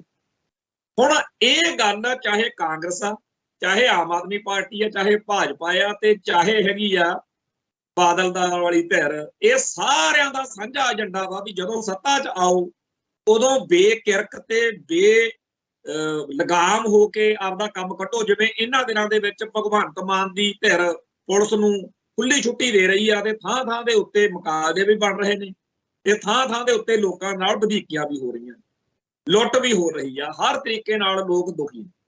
ਪਰ ਉਹ ਕਹਿੰਦੇ ਆ ਵੀ ਠੀਕ ਆ, ਜਦੋਂ ਵੋਟਾਂ ਆਉਣਗੀਆਂ ਸਾਨੂੰ ਵੋਟ ਨਾ ਪਾਇਓ। ਮਤਲਬ ਕਿ ਹਰੇਕ ਪਾਰਟੀ ਇਹ ਕਹਿ ਕੇ ਕਿ ਅਸੀਂ ਆਪਦੇ ਰਾਜ ਵਿੱਚ ਤਾਂ ਕੋਈ ਪਰਵਾਹ ਨਹੀਂ ਕਰਨੀ, ਵੋਟਾਂ ਵੇਲੇ ਸਾਨੂੰ ਵੋਟ ਨਾ ਪਾਇਓ, ਤੇ ਸਾਨੂੰ ਪੱਕਾ ਪਤਾ ਕਿ 5 ਸਾਲ ਬਾਅਦ ਤੁਸੀਂ ਸਾਨੂੰ ਖੁਦ ਵੋਟ ਪਾਓਗੇ। ਪਹਿਲਾਂ ਇਹ ਅਕਾਲੀ ਦਲ ਤੇ ਕਾਂਗਰਸ ਵਿੱਚ ਬਾਰੀ ਵੱਟਾ ਚੱਲਦਾ ਰਿਹਾ। 5 ਸਾਲ ਅਕਾਲੀ ਦਲ ਨੇ ਰਾਜ ਕਰਨਾ, 5 ਸਾਲ ਕਾਂਗਰਸ ਨੇ ਰਾਜ ਕਰਨਾ, ਤੇ ਆਪਣੇ ਲੋਕਾਂ ਨੇ ਇਸੇ ਸਾਈਕਲ 'ਚ, ਇਸੇ ਗਧੀ ਗੇੜ 'ਚ ਫਸ ਕੇ ਕਿੰਨੀ ਵਾਰ ਸਰਕਾਰ ਬਣਾ ਲਈ। ਤੇ ਇਹ ਸਾਡੇ ਛੱਤਰਾਂ ਦੀ, ਸਾਡੇ ਨਾਲ ਹੋ ਰਹੀ ਕੁੱਤੇ ਖਾਣੇ ਦੀ, ਸਾਡੇ ਉੱਤੇ ਹੋ ਰਹੇ ਜ਼ਬਰ ਜ਼ੁਲਮ ਦੀ ਉਮਰ ਵਧਾਉਣ ਵਾਲਾ ਪ੍ਰੋਜੈਕਟ ਸੀਗਾ ਕਿ ਆਪਾਂ ਜੀ ਪਹਿਲੋਂ ਕਾਂਗਰਸ ਹਰਾ ਲਈ, ਫਿਰ ਅਕਾਲੀ ਦਲ ਹਰਾ ਲਏ। ਉਹ ਥੋੜੀ ਹਾਰੇ ਜਾਂ ਉਹ ਥੋੜੀ ਜਿੱਤੇ, ਉਹ ਤਾਂ ਆਪਾਂ ਹਾਰੇ, ਲੋਕ ਹਾਰੇ। ਹੁਣ ਪਹਿਲਾਂ ਤਾਂ ਚੱਲਦਾ ਸੀ ਅਕਾਲੀ ਦਲ ਤੇ ਕਾਂਗਰਸ ਵਿਚਾਲੇ, ਹੁਣ ਉਹਦੇ ਵਿੱਚ 2 ਭਲਵਾਨ ਨਵੇਂ ਆ ਗਏ। ਉਹਦੇ ਬਾਰੇ 2017 'ਚ ਜਦੋਂ ਵੱਡਾ ਬਾਦਲ ਕਹਿ ਰਿਹਾ ਸੀ ਕਿ ਸਾਨੂੰ ਬੇਸ਼ੱਕ ਦੀ ਵੋਟ ਨਾ ਪਾਇਓ, ਉਹਨਾਂ ਨੂੰ ਪਤਾ ਸੀ ਵੋਟ ਤਾਂ ਸਾਨੂੰ ਪੈਣੀ ਨਹੀਂ। ਤੇ ਉਦੋਂ ਕੈਪਟਨ ਅਮਰਿੰਦਰ ਸਿੰਘ ਜਦੋਂ ਮੁੱਖ ਮੰਤਰੀ ਬਣਿਆ, ਤੇ ਉਦੋਂ ਉਹ ਦਿਲ 'ਚ ਢਿੱਡ 'ਚ ਹੱਸਦੇ ਹੋਣੇ ਆ ਵੀ 5 ਸਾਲ ਬਾਅਦ ਤੁਸੀਂ ਸਾਨੂੰ ਵੋਟਾਂ ਪਾ ਕੇ ਜਿਤਾਓਗੇ। ਪਰ ਕਹਾਣੀ ਉਲਟ ਗਈ। 2022 ਦੇ ਵਿੱਚ ਜਿਹੜੀ ਸੀਗੀ ਆਮ ਆਦਮੀ ਪਾਰਟੀ ਦੀ ਸਰਕਾਰ ਬਣ ਗਈ, ਤੇ ਜਿਹੋ ਜਿਹਾ ਮਾਹੌਲ ਬਣਦਾ ਜਾ ਰਿਹਾ, ਬਾਦਲ ਦਲ ਨੂੰ ਹੁਣ ਇਹ ਫਿਕਰ ਪਿਆ ਹੋਇਆ ਵੀ ਕਿਤੇ ਗਾਹਾਂ ਅਗਲੀ ਸਰਕਾਰ ਭਾਜਪਾ ਦੀ ਨਾ ਬਣ ਜੇ। ਸੋ ਆਮ ਆਦਮੀ ਪਾਰਟੀ ਤੇ ਭਾਜਪਾ ਦੇ ਰੂਪ ਵਿੱਚ 2 ਨਵੇਂ ਪਲੇਅਰ ਅਕਾਲੀ ਦਲ ਤੇ ਕਾਂਗਰਸ ਤੋਂ ਬਗੈਰ ਇਸ ਪੰਜਾਬ ਦੀ ਸਿਆਸਤ ਵਿੱਚ ਦਿਨੋਂ ਦਿਨ ਤਾਕਤ ਫੜਦੇ ਜਦੋਂ ਦਿਖ ਰਹੇ ਹੋਣ, ਤਾਂ ਬਾਦਲ ਦਲ ਦਾ ਜਾਂ ਸਤਨਾਮ ਸਿੰਘ ਮਾਣਕ ਦਾ ਜਾਂ ਹੋਰ ਲੋਕਾਂ ਦਾ ਇਹ ਕਹਿਣਾ ਸੁਭਾਵਕ ਆ ਕਿ ਜੀ ਮਤਲਬ ਅਕਾਲੀ ਦਲ ਜਿਹੜਾ ਹੈਗਾ ਉਹਨੂੰ ਵੀ ਆਪਦੀ ਗੱਲ ਕਹਿਣ ਦਾ ਹੱਕ ਵਾ, ਉਹਦੇ ਖਿਲਾਫ ਇਹ ਕਹਿਣਾ ਕਿ ਜੀ ਇਹ ਦੇਖੋ ਨੇ ਮਾਫੀ ਵੀ ਮੰਗੀ ਆ, ਉਹ ਇੱਕ ਯਾਤਰਾ ਕਰਨੀ ਚਾਹੁੰਦੇ ਆ ਤੇ ਦੇਖੋ ਜੀ ਕਿੰਨੀ ਮਾੜੀ ਗੱਲ ਆ ਬਈ ਉਹਦੇ ਬਾਰੇ ਇਹ ਕਿਹਾ ਜਾ ਰਿਹਾ ਕਿ ਅਕਾਲੀ ਦਲ ਨੇ ਜਿਹੜੀ ਪੰਜਾਬ ਬਚਾਓ ਯਾਤਰਾ ਵਾ ਇਹਦੀ ਥਾਂ ਤੇ ਅਕਾਲੀ ਦਲ ਤੋਂ ਪੰਜਾਬ ਬਚਾਓ ਯਾਤਰਾ ਹੋਣਾ ਚਾਹੀਦਾ। ਇਹੋ ਜਿਹੀਆਂ ਗੱਲਾਂ ਜਦੋਂ ਸਤਨਾਮ ਸਿੰਘ ਮਾਣਕ ਲਿਖ ਰਹੇ ਨੇ ਤਾਂ ਉਹਨਾਂ ਦੀ ਪੀੜ ਆਪਾਂ ਸਮਝ ਸਕਦੇ ਹਾਂ, ਕਿਉਂਕਿ ਅਜੀਤ ਅਖਬਾਰ ਨੇ ਜਿਸ ਤਰੀਕੇ ਨਾਲ ਬਾਦਲਕਿਆਂ ਦਾ ਸਾਥ ਸਹਿਯੋਗ ਦਿੱਤਾ ਤੇ ਜਿਵੇਂ ਭਗਵੰਤ ਮਾਨ ਨੇ ਪਿੱਛੇ ਜੇ ਇਹਨਾਂ ਦੇ ਨਗੰਦੇ ਵੀ ਕਸੇ, ਉਹ ਸਾਰੀਆਂ ਗੱਲਾਂ ਸਾਡੇ ਸਾਹਮਣੇ। ਹੁਣ ਗੱਲ ਇਹ ਹੈ ਕਿ ਜਦੋਂ ਇਹ ਜਿਹੜੇ ਸਿਆਸੀ ਦਲ ਨੇ ਸਾਰੇ ਹੀ ਗੁਨਾਹ ਕਰਨ ਮੌਕੇ, ਪਾਪ ਕਰਨ ਮੌਕੇ, ਲੋਕਾਂ ਤੇ ਜ਼ੁਲਮ ਕਰਨ ਮੌਕੇ, ਲੋਕਾਂ ਤੇ ਕਹਿਰ ਢਾਉਣ ਮੌਕੇ ਦਿਲ ਵਿੱਚ ਇਹ ਸੋਚ ਰੱਖਦੇ ਆ ਕਿ ਵੱਧ ਤੋਂ ਵੱਧ 5 ਸਾਲ ਸੱਤਾ ਤੋਂ ਹੀ ਪਰਾਂ ਰਹਿ ਲਾਂਗੇ, ਵੱਧ ਤੋਂ ਵੱਧ 5 ਸਾਲ ਸੱਤਾ ਤੋਂ ਪਰਾਂ ਰਹਿ ਲਾਂਗੇ, ਇਹ ਸੋਚ ਕੇ ਜਦੋਂ ਉਹ ਕੰਮ ਕਰਦੇ ਰਹੇ ਨੇ ਤਾਂ ਉਸ ਮੌਕੇ ਕੋਈ ਨਾ ਕੋਈ ਧਿਰ, ਕੋਈ ਨਾ ਕੋਈ ਤਾਂ ਬੰਦੇ ਹੋਣਗੇ ਜਿਹੜੇ ਪੰਜਾਬ ਦੇ ਵਿੱਚ ਗਾਲ ਜਾਂ ਗੋਲੀ ਵਾਲੀ ਗੱਲ 'ਚ ਆ ਜਾਣ। ਤੇ ਜਿਹੜੇ ਲੋਕ 2017 ਦੀਆਂ ਚੋਣਾਂ ਮੌਕੇ ਸੋਸ਼ਲ ਮੀਡੀਆ ਦੇ ਰਾਹੀਂ ਆਪਦੀ ਭੜਾਸ ਕੱਢਦੇ ਸੀ, ਉਹਨਾਂ ਨੂੰ ਬਾਦਲ ਕਹਿੰਦਾ ਹੀ ਹੁੰਦਾ ਸੀ ਕਿ ਸਾਨੂੰ ਗਾਲਾਂ ਨਾ ਕੱਢੋ। ਇਹਦਾ ਮਤਲਬ ਜੇ ਗਾਲ ਕੱਢਣ ਤੇ ਵੀ ਪਾਬੰਦੀ ਆ, ਜਾਣੀ ਕਿ ਗਾਲ ਦਾ ਮਤਲਬ ਇਹ ਨਹੀਂ ਸੀ ਗਾਲ ਦੀ ਹਮਾਇਤ ਕਰਦੇ ਆ, ਆਪਦੀ ਭੜਾਸ ਕੱਢਣ ਤੇ, ਲੋਕਾਂ ਦਾ ਗੁੱਸਾ ਰੋਸ ਜਿਹੜਾ ਹੈਗਾ ਉਹ ਕੱਢਣ ਤੇ ਜੇ ਪਾਬੰਦੀ ਆ ਵੀ ਗਾਲ ਨਾ ਕੱਢੋ, ਸਾਨੂੰ ਵੋਟ ਨਾ ਪਾਓ, ਫੇਰ ਲੋਕ ਗੋਲੀ ਵਾਲੇ ਪਾਸੇ ਜਾਣ। ਤੇ ਗੋਲੀ ਆਪਾਂ ਚਲਾ ਕੇ ਦੇਖੀ ਹੋਈ ਆ ਜਦੋਂ 1984 ਤੋਂ ਬਾਅਦ ਗੋਲੀ ਚੱਲੀ। ਤੋ ਜਿਹੜਾ ਇੰਟੈਲੈਕਚੁਅਲ ਆ, ਜਿਹੜਾ ਵਿਦਵਾਨ ਆ, ਉਹ ਅਗਵਾਈ ਕਰੇ। ਇੱਥੇ ਸਰਦਾਰ ਅਜਮੇਰ ਸਿੰਘ ਦੀ ਇੱਕ ਕਿਤਾਬ ਆ ਜਿਹੜੀ ਸਿੱਖਾਂ ਦੀ ਸਿਧਾਂਤਕ ਘੇਰਾਬੰਦੀ, ਉਹਦਾ ਚੇਤਾ ਆ ਰਿਹਾ ਕਿ ਜਦੋਂ 1984 ਵਿੱਚ ਸਿੱਖਾਂ ਦੇ ਉੱਤੇ ਜ਼ੁਲਮ ਹੋਇਆ ਤਾਂ ਸਿੱਖਾਂ ਨੇ ਆਪਦੇ ਹਿਸਾਬ ਨਾਲ, ਨੌਜਵਾਨਾਂ ਨੇ ਜੋ ਉਹਨਾਂ ਤੋਂ ਸਰਿਆ ਬਣਿਆ ਉਹਨਾਂ ਨੇ ਕੀਤਾ, ਕਿਸੇ ਵਿਦਵਾਨ ਨੇ ਉਹਨਾਂ ਦੀ ਅਗਵਾਈ ਨਹੀਂ ਕੀਤੀ। ਔਰ ਉਸ ਟਾਈਮ ਮੁੰਡੇ ਜਿੰਨੇ ਸਾਡੇ ਸੰਘਰਸ਼ ਦੇ ਵਿੱਚ 15 ਤੋਂ 30 ਸਾਲ ਦੇ ਵਿਚਾਲੇ ਬਹੁਤ ਵੱਡੇ ਪੱਧਰ ਦੇ ਉੱਤੇ ਲਹਿਰ ਵੱਲ ਆ ਰਹੇ ਸੀ, ਉਹਨਾਂ ਸਾਰਿਆਂ ਨੂੰ ਇਸ ਗੱਲ ਦਾ ਤਾਂ ਬਹੁਤ ਜ਼ਿਆਦਾ ਦ੍ਰਿੜ ਇਰਾਦਾ ਸੀ ਕਿ ਅਸੀਂ ਆਪਦੀ ਕੌਮ ਲਈ ਲੜਾਈ ਲੜਨੀ, ਅਸੀਂ ਸਾਡੀ ਜਿਹੜੀ ਪੰਥ ਦੀ ਪੱਗ ਸਿਰ ਤੋਂ ਲਾਹ ਕੇ ਪੈਰਾਂ 'ਚ ਡਿੱਗੀ ਪਈ ਆ ਚੱਕ ਕੇ ਸਿਰ ਤੇ ਰੱਖਣੀ, ਪਰ ਕਿਵੇਂ ਕਰਨਾ ਇਹ ਨਹੀਂ ਸਮਝ ਸੀ। ਤੋ ਜੋ ਅਗਲਿਆਂ ਨੂੰ ਜਿਵੇਂ ਠੀਕ ਲੱਗਿਆ ਅਗਲਿਆਂ ਨੇ ਕਰਤਾ। ਹੁਣ ਬਾਅਦ 'ਚ ਖੰਭੇ ਜਿਹੜੇ ਲੇਖ ਲਿਖੇ ਜਾ ਰਹੇ ਨੇ ਕਿ ਜੀ ਇਹਨਾਂ ਨੂੰ ਐ ਨਹੀਂ ਕਰਨਾ ਚਾਹੀਦਾ ਸੀ, ਉਹ ਨਹੀਂ ਕਰਨਾ ਚਾਹੀਦਾ ਸੀ। ਜਿਹੜੀਆਂ ਸਿਆਣਪਾਂ ਅੱਜ ਦੱਸ ਰਹੇ ਆ ਉਹਨਾਂ ਦਿਨਾਂ ਦੇ ਵਿੱਚ ਇਹ ਸਿਆਣਪਾਂ ਕਿਸੇ ਨੇ ਨਹੀਂ ਦੱਸੀਆਂ। ਉਦੋਂ ਜੋ ਸਾਡੇ ਬੰਦਿਆਂ ਨੂੰ ਠੀਕ ਲੱਗਿਆ ਉਹਨਾਂ ਨੇ ਕਰ ਲਿਆ। ਹੁਣ ਇਸ ਮੌਕੇ ਪੰਜਾਬ ਜਿਹੜਾ ਹੈ ਉਹ ਅਕਾਲੀ ਦਲ ਤੋਂ, ਕਾਂਗਰਸ ਤੋਂ, ਆਮ ਆਦਮੀ ਪਾਰਟੀ ਤੋਂ, ਭਾਜਪਾ ਤੋਂ, ਤਾਂ ਇਹਨਾਂ ਸਾਰਿਆਂ ਤੋਂ ਨਹੀਂ, ਅਸਲ ਵਿੱਚ ਪੂਰੇ ਇੰਡੀਅਨ ਸਟੇਟ ਸਿਸਟਮ ਤੋਂ, ਡੀਪ ਸਟੇਟ ਦੇ ਜ਼ੁਲਮਾਂ ਤੋਂ ਪੂਰਾ ਦੁਖੀ ਹੈ। ਤੇ ਜਿਹਨੂੰ ਮਰਜ਼ੀ ਛੇੜ ਲਓ, ਅਗਲਾ ਅੱਕਿਆ ਪਿਆ ਭੜਾਸ ਕੱਢਦਾ, ਜਾਣੀ ਕਿ ਗਾਲਾਂ ਹੀ ਕੱਢਦਾ, ਤੇ ਉਹਦੇ ਕੋਲੇ ਗੋਲੀ ਚਲਾਉਣ ਜੋਗਾ ਅੱਜ ਹਿਸਾਬ ਨਹੀਂ ਹੈਗਾ। ਇਹ ਤੋਂ ਪਹਿਲਾਂ ਅੱਗੇ ਪੰਜਾਬ ਦੁਬਾਰਾ ਗੋਲੀ ਦੇ ਰਾਹ ਪਵੇ, ਸਿਆਣਪ ਵਾਲੇ ਬੰਦਿਆਂ ਨੂੰ, ਅਕਲ ਵਾਲੇ ਬੰਦਿਆਂ ਨੂੰ ਇਹੋ ਜਿਹੇ ਲੇਖਾਂ ਦੀ ਲਿਖਣ ਦੀ ਲੋੜ ਨਹੀਂ ਹੈਗੀ। ਅਕਾਲੀ ਦਲ ਨੂੰ ਹਾਸ਼ੀਏ ਤੇ ਰੱਖਣਾ, ਕੱਲ ਨੂੰ ਕੋਈ ਕਦੋਂ ਭਾਜਪਾ ਨੂੰ ਹਾਸ਼ੀਏ ਤੇ ਰੱਖਣਾ, ਤੀਜਾ ਨੂੰ ਆਮ ਆਦਮੀ ਪਾਰਟੀ ਦਾ ਸਮਰਥਕ ਨੂੰ, ਚੌਥਾ ਕਾਂਗਰਸ ਦਾ ਸਮਰਥਕ, ਇਹ ਗੱਲਾਂ ਦੀ ਲੋੜ ਨਹੀਂ ਹੈ। ਲੋੜ ਇਹ ਹੈ ਕਿ ਪੰਜਾਬ ਦੇ ਲੋਕਾਂ ਨੂੰ ਕਿਵੇਂ ਕੋਈ ਰਾਹ ਦਿਖਾਇਆ ਜਾਵੇ ਜਿਹਦੇ ਤੋਂ ਉਹ ਇਸ ਸਟੇਟ ਦੇ ਗਧੀਗੜ ਚੋਂ ਨਿਕਲਣ, ਜ਼ੁਲਮ ਤੋਂ ਨਿਕਲਣ। ਹੁਣ ਇਸ ਡੈਮੋਕ੍ਰੇਸੀ ਦੇ ਸਿਸਟਮ ਦੇ, ਇਸ ਇੰਡੀਅਨ ਡੀਪ ਸਟੇਟ ਦੇ ਸਾਰੇ ਸਰਕਲ ਦੇ ਵਿੱਚ ਰਹਿ ਕੇ ਜਦੋਂ ਖੜ ਕੇ ਗੱਲਾਂ ਸੋਚੀਆਂ ਜਾਣਗੀਆਂ, ਫਿਰ ਤਾਂ ਆਹੀ ਆਉਣਗੀਆਂ ਗੱਲਾਂ ਵੀ ਜੀ ਕਦੇ ਅਕਾਲੀ ਦਲ ਵੀ ਜਿੱਤੀ ਸਕਦਾ, ਚਾਹੇ ਕਾਂਗਰਸ ਨੇ ਇੰਨੇ ਜ਼ੁਲਮ ਕੀਤੇ ਸੀ ਉਹ ਵੀ ਤਾਂ ਜਿੱਤਦੀ ਰਹੀ ਹੈ, ਫਿਰ ਤਾਂ ਆਹੀ ਫੁਰਨਗੀਆਂ। ਪਰ ਜੇਕਰ ਕੋਈ ਬੰਦਾ ਇਸ ਲక్ష్మణ ਰੇਖਾ ਨੂੰ ਪਾਰ ਕਰ ਜਾਵੇ, ਫਿਰ ਉਹ ਜ਼ਰੂਰ ਸੋਚੂਗਾ ਕਿ ਇਹਦੇ ਤੋਂ ਪਾਰ ਵੀ ਕੋਈ ਹੱਲ ਹੋ ਸਕਦਾ। ਉਹ ਹੱਲ ਉਹੀ ਆ ਜਿਹੜਾ 1984 ਚੋਂ ਦਰਬਾਰ ਸਾਹਿਬ, ਅਕਾਲ ਤਖਤ ਸਾਹਿਬ ਦੀ ਤਬਾਹੀ ਤੋਂ ਬਾਅਦ ਪੰਥ ਨੇ ਚੁਣਿਆ ਕਿ ਜੇਕਰ ਤੁਸੀਂ ਸਾਡੇ ਨਾਲ ਇਹੀ ਮਾੜੀ ਇੰਨੀ ਕਰਨੀ ਆ ਕਿ ਨਾ ਤਾਂ ਸਾਨੂੰ ਸਾਡੇ ਬਣਦੇ ਹੱਕ ਦੇਣੇ ਆ, ਤੇ ਜੇ ਹੱਕਾਂ ਲਈ ਬਿਲਕੁਲ ਪੀਸਫੁਲ ਤਰੀਕੇ ਨਾਲ ਅਸੀਂ ਧਰਮ ਯੁੱਧ ਮੋਰਚਾ ਜਿਹਦੇ ਵਿੱਚ ਜਿਹੜੀਆਂ ਗ੍ਰਿਫਤਾਰੀਆਂ ਦੇ ਕੇ ਅਸੀਂ ਆਪਦਾ ਪੱਖ ਰੱਖਿਆ, ਸਾਰੀ ਦੁਨੀਆ ਨੂੰ ਪਤਾ ਵਾ, ਤੇ ਉਸ ਮੌਕੇ ਤੁਸੀਂ ਸਾਡੇ ਉੱਤੇ ਅਟੈਕ ਕਰਦੇ ਹੋ, ਗੋਲੀ ਚਲਾਉਂਦੇ ਹੋ, ਸਾਡੇ ਗਲਾਂ 'ਚ ਟਾਇਰ ਪਾਉਂਦੇ ਹੋ। ਤੋ ਇਸ ਮਾਹੌਲ ਦੇ ਵਿੱਚ ਫਿਰ ਸਾਡੇ ਕੋਲੇ ਲੈ ਦੇ ਕੇ ਚੀਜ਼ ਤਾਂ ਇਹੀ ਬਚ ਗਈ ਕਿ ਸਾਨੂੰ ਵੱਖਰੇ ਕਰ ਦਿਓ, ਸਾਨੂੰ ਆਜ਼ਾਦ ਕਰ ਦਿਓ। ਤੇ ਉਸ ਗੱਲ ਵੱਲ ਜੋ ਰਵੱਈਆ ਇੰਡੀਅਨ ਸਟੇਟ ਦਾ ਉਹੋ ਜਿਹਾ ਹੀ ਇਹਨਾਂ ਸਾਰੇ ਇੰਟੈਲੈਕਚੁਅਲ ਦਾ, ਇਹਨਾਂ ਵਿਦਵਾਨਾਂ ਦਾ। ਆਣੀ ਕਿ ਅੱਜ ਦੀ ਵਿਦਵਤਾ ਇੰਡੀਅਨ ਭਾਰਤੀ ਰਾਸ਼ਟਰਵਾਦੀ ਸਿੱਖਾਂ ਦੀ ਤਾਂ ਗੱਲ ਛੱਡੋ, ਜਿਹੜੇ ਆਪਦੇ ਆਪ ਨੂੰ ਬਹੁਤ ਲਿਬਰਲ ਓਪਨ ਮਾਈਂਡਡ ਵੀ ਕਹਿੰਦੇ ਆ, ਪੰਥਕ ਵੀ ਕਹਾਉਂਦੇ ਆ, ਉਹ ਵੀ ਇਹ ਕਹਿੰਦੇ ਨੇ ਕਿ ਸਾਡੀ ਸਿਆਣਪ ਤਾਂ ਜੀ ਇਹ ਕਹਿੰਦੀ ਆ ਕਿ ਇੰਡੀਅਨ ਸਟੇਟ ਦੇ ਛਿੱਤਰ ਖਾਈ ਚੱਲੋ। ਮੈਨੂੰ ਚੇਤਾ ਕਿ ਜਦੋਂ ਆਮ ਆਦਮੀ ਪਾਰਟੀ ਦਾ ਵਰਤਾਰਾ ਜ਼ੋਰ ਫੜ ਰਿਹਾ ਸੀ, ਉਦੋਂ ਸਾਡੀਆਂ ਪੰਥਕ ਜਾਂ ਖਾਲਿਸਤਾਨੀ ਸਫਾ ਦੇ ਵਿੱਚ ਸਾਨੂੰ ਵੀ ਬਥੇਰਿਆਂ ਨੇ ਮੱਤਾਂ ਦਿੱਤੀਆਂ ਕਿ ਬਾਦਲ ਕਿਆਂ ਨੂੰ ਇੱਕ ਵਾਰੀ ਅਕਲ ਦੇਣ ਲਈ ਆਪਾਂ ਆਮ ਆਦਮੀ ਪਾਰਟੀ ਲਿਓ।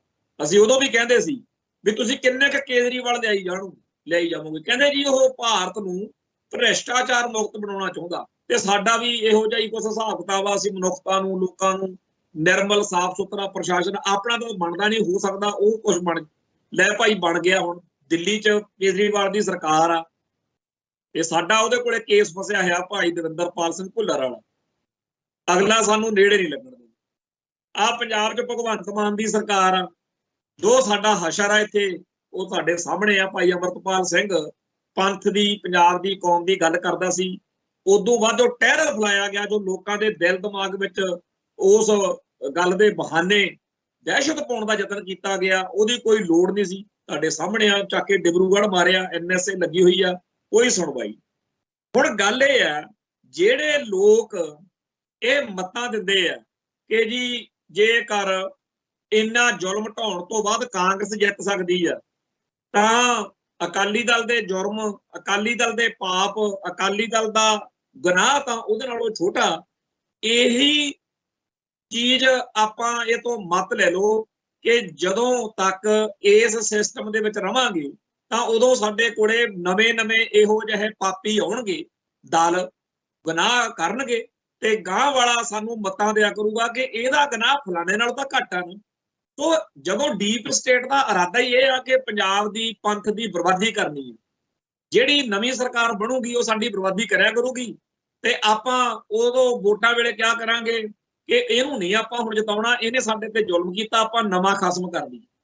ਸੋ ਆਪਾਂ ਨਵੇਂ ਚਿਹਰੇ, ਨਵੀਆਂ ਪਾਰਟੀਆਂ, ਜਾਂ ਜਿਵੇਂ ਪਹਿਲਾਂ ਚੱਲਦਾ ਸੀ ਵੀ ਕਦੇ ਕਾਂਗਰਸ ਹਾਰ ਲਈ, ਕਦੇ ਭਾਜਪਾ ਆਪਣੇ ਅਕਾਲੀ ਲਿਆਂਦੇ, ਉਹੋ ਜਿਹੇ ਗਦੀ ਗੇੜ 'ਚ ਪੈ ਰਹੀਏ। ਇਸ ਸਾਰੇ ਲੇਖ ਨੂੰ ਮੈਂ ਕਹਿੰਦਾ ਕਿ ਸਾਡੇ ਹਰੇਕ ਬੰਦੇ ਨੂੰ ਬਾਰ-ਬਾਰ ਪੜ੍ਹਨਾ ਚਾਹੀਦਾ, ਔਰ ਇਹਦੇ ਚੋਂ ਇਹ ਨਹੀਂ ਕਿ ਇਹਦੇ 'ਚ ਉਲਝ ਜਾਓ। ਇਹ ਲਿਖਿਆ ਹੀ ਇਸ ਤਰੀਕੇ ਨਾਲ ਹੋਇਆ ਜਿਹਦੇ ਵਿੱਚੋਂ ਪੜ੍ਹਨ ਵਾਲੇ ਬੰਦੇ ਨੂੰ ਇਹ ਲੱਗੇ ਕਿ ਕਮਾਲ ਕਰਤੀ ਜੀ, ਪੱਟ ਕੱਢਦੇ ਜੀ ਪੂਰੇ। ਪਰ ਅਸਲ ਵਿੱਚ ਇਹ ਸਾਨੂੰ ਉਸੇ ਭਾਰਤੀ ਹਕੂਮਤੀ ਨਿਜ਼ਾਮ ਦੇ ਗਦੀ ਗੇੜ 'ਚ ਸਾਡੀ, ਜਿਵੇਂ ਇੱਕ ਝੋਟੇ ਦੇ ਨੱਥ ਪਾਈ ਹੁੰਦੀ ਹੈ ਨਾ, ਤੇ ਨੱਥ ਤੋਂ ਫੜ ਕੇ ਜਦੋਂ ਕਿਸੇ ਨੂੰ ਫੜਾ ਦਈਏ ਵੀ ਆਹ ਲੈ ਵੀ ਇਹਨੂੰ ਜਿਵੇਂ ਮਰਜ਼ੀ ਤੂੰ ਢੂਹੀ ਫਿਰ, ਸਾਡੀ ਨੱਥ ਫੜ ਕੇ ਪੰਥ ਦੀ, ਪੰਜਾਬ ਦੀ, ਜਿਹੜੇ ਲੋਕਾਂ ਦੇ ਦਿਲ ਦਿਮਾਗ 'ਚ ਅੱਗ ਲੱਗੀ ਪਈ ਆ, ਲਾਂਬੂ ਲੱਗੇ ਪਏ ਨੇ ਕਿ ਅਸੀਂ ਇਹ ਤੋਂ ਖਹਿੜਾ ਕਿਵੇਂ ਛਡਾਈ। ਸਾਨੂੰ ਕੋਈ ਰਾਹ ਦੇਣ ਨੂੰ ਤਿਆਰ ਨਹੀਂ, ਪਰ ਸਾਨੂੰ ਸਾਡੀ ਜਿਹੜੀ ਆ ਨੱਥ ਫੜ ਕੇ ਉਹ ਦਿੱਲੀ ਵਾਲਿਆਂ ਦੇ, ਨਾਗਪੁਰ ਵਾਲਿਆਂ ਦੇ ਹਵਾਲੇ ਕਰਨ ਦੇ ਲਈ ਕਿਹਾ ਜਾ ਰਿਹਾ ਕਿ ਹੁਣ ਤੁਸੀਂ ਚਲੋ ਠੀਕ ਆ, ਜੇ ਆਮ ਆਦਮੀ ਪਾਰਟੀ ਦਾ ਚਾਹ ਲੈ ਗਿਆ ਹੋਵੇ, ਹੁਣ ਅਕਾਲੀਆਂ ਨੂੰ ਵੋਟ ਪਾਓ, ਤੇ ਇਹਨਾਂ ਕਾਂਗਰਸ ਨਾਲੋਂ ਤਾਂ ਚੰਗੇ ਨੇ ਨਾ, ਆਮ ਆਦਮੀ ਪਾਰਟੀ ਤੋਂ ਥੋੜਾ ਵੈਸੇ ਲੈ ਗਿਆ। ਤੇ ਇਹ ਲੇਖ ਇਹ ਮੱਤ ਦੇਣ ਲਈ ਲਿਖਿਆ ਗਿਆ ਕਿ ਚਲੋ ਜੀ ਹੁਣ ਅਕਾਲੀ ਦਲ ਵੱਲ ਨੂੰ ਹੋ। ਹੁਣ ਜਿਹੜਾ ਇਹ ਮਾਹੌਲ ਸਿਰਜਿਆ ਜਾ ਰਿਹਾ, ਇਸ ਮਾਹੌਲ ਦੀ ਸਿੱਖਾਂ ਨੂੰ ਲੋੜ ਨਹੀਂ ਹੈ। ਸਾਨੂੰ ਮਾਹੌਲ ਦੀ ਉਸ ਦੀ ਲੋੜ ਆ ਜਿਹਦੇ ਵਿੱਚ ਦੁਨੀਆ ਭਰ ਦੇ ਵਿੱਚ ਲੋਕ ਕਹਿਣ ਕਿ ਸਿੱਖਾਂ ਨੂੰ ਰੈਫਰੈਂਡਮ ਕਰਵਾ ਕੇ ਭਾਰਤ ਸਰਕਾਰ ਉੱਥੇ ਪੰਜਾਬ ਦੇ ਵਿੱਚ ਉੱਥੋਂ ਉਹਨਾਂ ਨੂੰ ਪੁੱਛੇ ਕਿ ਤੁਸੀਂ ਪੰਜਾਬ ਨਾਲ ਰਹਿਣਾ, ਭਾਰਤ ਨਾਲ ਰਹਿਣਾ ਚਾਹੁੰਦੇ ਹੋ ਤਾਂ ਆਜ਼ਾਦ ਹੋਣਾ ਚਾਹੁੰਦੇ ਹੋ, ਯੈਸ ਤੇ ਨੋ, ਸਿੱਧਾ। ਉਸ ਪਾਸੇ ਨੂੰ ਕੋਈ ਇੰਟੈਲੈਕਚੁਅਲ, ਕੋਈ ਵਿਦਵਾਨ ਆ ਨਹੀਂ ਸਕਦਾ, ਕਿਉਂਕਿ ਮੋਦੀ ਹੋਣੀ, ਅਮਿਤ ਸ਼ਾਹ ਹੋਣੀ ਇਹਨਾਂ ਨੂੰ ਡਰਾਉਂਦੇ ਆ। ਵਿਦਵਤਾ, ਸਿਆਣਪ, ਸੂਝ-ਬੂਝ ਉਹ ਕਿਸੇ ਅਰਥ ਵਾਲੀ ਹੁੰਦੀ ਆ ਜਿਹੜੀ ਲੋਕਾਂ ਦਾ ਭਲਾ ਕਰੇ। ਤੇ ਆਹ ਜਿਹੜੀ ਵਿਦਵਤਾ ਸਾਨੂੰ ਅੱਜ ਕੱਲ੍ਹ ਪਰੋਸੀ ਜਾ ਰਹੀ ਆ, ਜਿੰਨੇ ਇੱਥੇ ਵਿਦਵਾਨ ਨੇ, ਸਿਆਣੇ ਨੇ, ਉਹ ਸਾਨੂੰ ਇਸ ਨਿਜ਼ਾਮ ਦੇ, ਇਸ ਡੀਪ ਸਟੇਟ ਦੇ ਹੋਰ ਵੱਧ ਗੁਲਾਮ ਰਹਿਣ ਦਾ ਪਾਠ ਪੜਾਉਣਾ ਚਾਹੁੰਦੇ। ਮੈਨੂੰ ਦੱਸੋ ਦੁਨੀਆ ਦਾ ਉਹ ਕਾਹਦਾ ਸਿਆਣਾ ਜਿਹੜਾ ਕਵੇ ਕਿ ਤੂੰ ਗੁਲਾਮੀ ਦੇ ਵਿੱਚ ਐ ਜ਼ਿਆਦਾ ਹੋਰ ਵਧੀਆ ਗੁਲਾਮੀ ਕੱਟ ਸਕਦਾ। ਇਹ ਮੱਤਾਂ ਦੇਣ ਵਾਲੇ ਇਹੋ ਜਿਹੇ ਲੋਕ ਇਸ ਵੇਲੇ ਇੱਕ ਦੋ ਨਹੀਂ, ਇਹ ਤਾਂ ਐਵੇਂ ਚਲੋ ਆਪਾਂ ਸਤਨਾਮ ਸਿੰਘ ਮਾਨਕ ਦੀ ਤਾਂ ਗੱਲ ਕਰ ਰਹੇ ਹਾਂ, ਇਹ ਤਾਂ ਬਹਾਨੇ ਗੱਲ ਹੋ ਰਹੀ ਆ, ਪਰ ਅਸਲ ਵਿੱਚ ਸਾਨੂੰ ਇਹ ਮੱਤਾਂ ਦੇਣ ਵਾਲੀ ਟੱਕਰਦੇ ਆ ਵੀ ਕਾਂਗਰਸ ਮਾੜੀ ਆ, ਤੁਸੀਂ ਅਕਾਲੀ ਜਿਤਾ ਲਓ, ਅਕਾਲੀ ਗਲਤ ਕਰਦੇ ਆ, ਭਾਜਪਾ ਜਿਤਾ ਲਓ, ਭਾਜਪਾ ਮਾੜੀ ਲੱਗਦੀ ਆ, ਆਮ ਆਦਮੀ ਪਾਰਟੀ ਜਿਤਾ ਲਓ। ਕੋਈ ਇਹ ਨਹੀਂ ਕਹਿੰਦਾ कि इस गधी गेड़ विच तुसीं आपदे पोस्टां दी बर्बादी दा पक्का प्रबंध कर रहे हो। इहदे तो निकलो ते आपदी आज़ादी दा, आपदे खालिस्तान दा राह जिहड़ा हैगा ओह पक्का करो। इन्हां नूं पता है कि असली, इन्हां नूं इह नहीं भी इन्हां नूं समझ नहीं हैगी, इन्हां नूं सब पता हैगा कि डीप स्टेट किवें इह काम कर रही है। इत्थे तां इह गल बनाई पई आ कि ਜਿਹੜੇ ਬੰਦੇ ਆਪਦੀ ਹੋਂਦ ਹਸਤੀ ਬਚਾਉਣ ਲਈ ਲੜਦੇ ਨੇ ਉਹ ਜੀ ਦੇਸ਼ ਦੇ ਗਦਾਰ ਨੇ। ਜੇ ਕੋਈ ਸਿੱਖ ਆਪਦੇ ਧਰਮ, ਆਪਦੀ ਬੋਲੀ, ਆਪਦੇ ਸੱਭਿਆਚਾਰ ਨੂੰ ਬਚਾਉਣ ਲਈ ਸਰਗਰਮ ਹੈ, ਉਹਦਾ ਹੋ ਗਿਆ ਜੀ ਦੇਸ਼ ਦਾ ਗਦਾਰ। ਤੇ ਜਿਹੜਾ ਪੰਥ ਨੂੰ, ਪੰਜਾਬ ਨੂੰ ਪਿਆਰ ਕਰਨ ਵਾਲਿਆਂ ਨੂੰ ਮਾਰੇ, ਉਹਨਾਂ ਦੇ ਖਿਲਾਫ ਲਿਖੇ, ਉਹਨਾਂ ਦਾ ਵਿਰੋਧ ਕਰੇ, ਉਹ ਬਣ ਗਿਆ ਦੇਸ਼ ਭਗਤ। ਆ 1947 ਤੋਂ ਬਾਅਦ ਅਸੀਂ ਖੱਟਿਆ ਕਿ ਜੇ ਤੁਸੀਂ ਸਿੱਖੋ ਆਪਦੇ ਧਰਮ ਦੀ ਬਰਬਾਦੀ ਹੁੰਦੀ ਦੇਖ ਕੇ, ਪੰਜਾਬ ਦੀ ਤਬਾਹੀ ਹੁੰਦੀ ਦੇਖ ਕੇ ਬੋਲਦੇ ਹੋ, ਫਿਰ ਤੁਸੀਂ ਗਦਾਰ ਹੋ। ਤੇ ਜੇ ਤੁਸੀਂ ਚੁੱਪ ਕਰਕੇ ਛਿੱਤਰ ਖਾਂਦੇ ਹੋ, ਫਿਰ ਤੁਸੀਂ ਬਹੁਤ ਵਧੀਆ ਬੀਬੇ ਬੰਦੇ ਹੋ, ਫਿਰ ਤੁਸੀਂ ਦੇਸ਼ ਭਗਤ।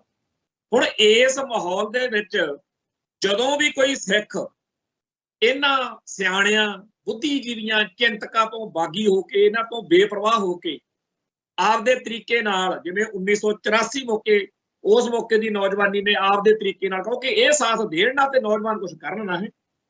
ਤੇ ਜਦੋਂ ਉਹ ਕੋਈ ਆਪਦੇ ਰਾਹ ਪੈਂਦਾ ਹੈ, ਫਿਰ ਉਹਨੂੰ ਕਹਿੰਦੇ ਆ ਜੀ ਇਹ ਤਾਂ ਪਾਕਿਸਤਾਨ ਦਾ ਏਜੰਟ ਹੈ, ਇਹ ਤਾਂ ਹਿੰਦੂ ਸਿੱਖ ਏਕਤਾ ਤੋੜੂਗਾ, ਇਹ ਤਾਂ ਜੀ ਦਹਿਸ਼ਤਗਰਦ ਨੇ, ਇਹ ਤਾਂ ਜੀ ਫਿਰ ਮਾਹੌਲ ਖਰਾਬ ਹੋ ਜਾਊਗਾ। ਮਤਲਬ ਕਿ ਇੱਕ ਰਾਹ ਉਹ ਆ ਜਿਹਦੇ ਵਿੱਚ ਹੋ ਸਕਦਾ ਧੁੜਨੀ ਮਾਰ ਕੇ ਅਸੀਂ ਪੱਕੇ ਤੌਰ ਦੇ ਉੱਤੇ ਆਜ਼ਾਦ ਹੋ ਜਾਈਏ।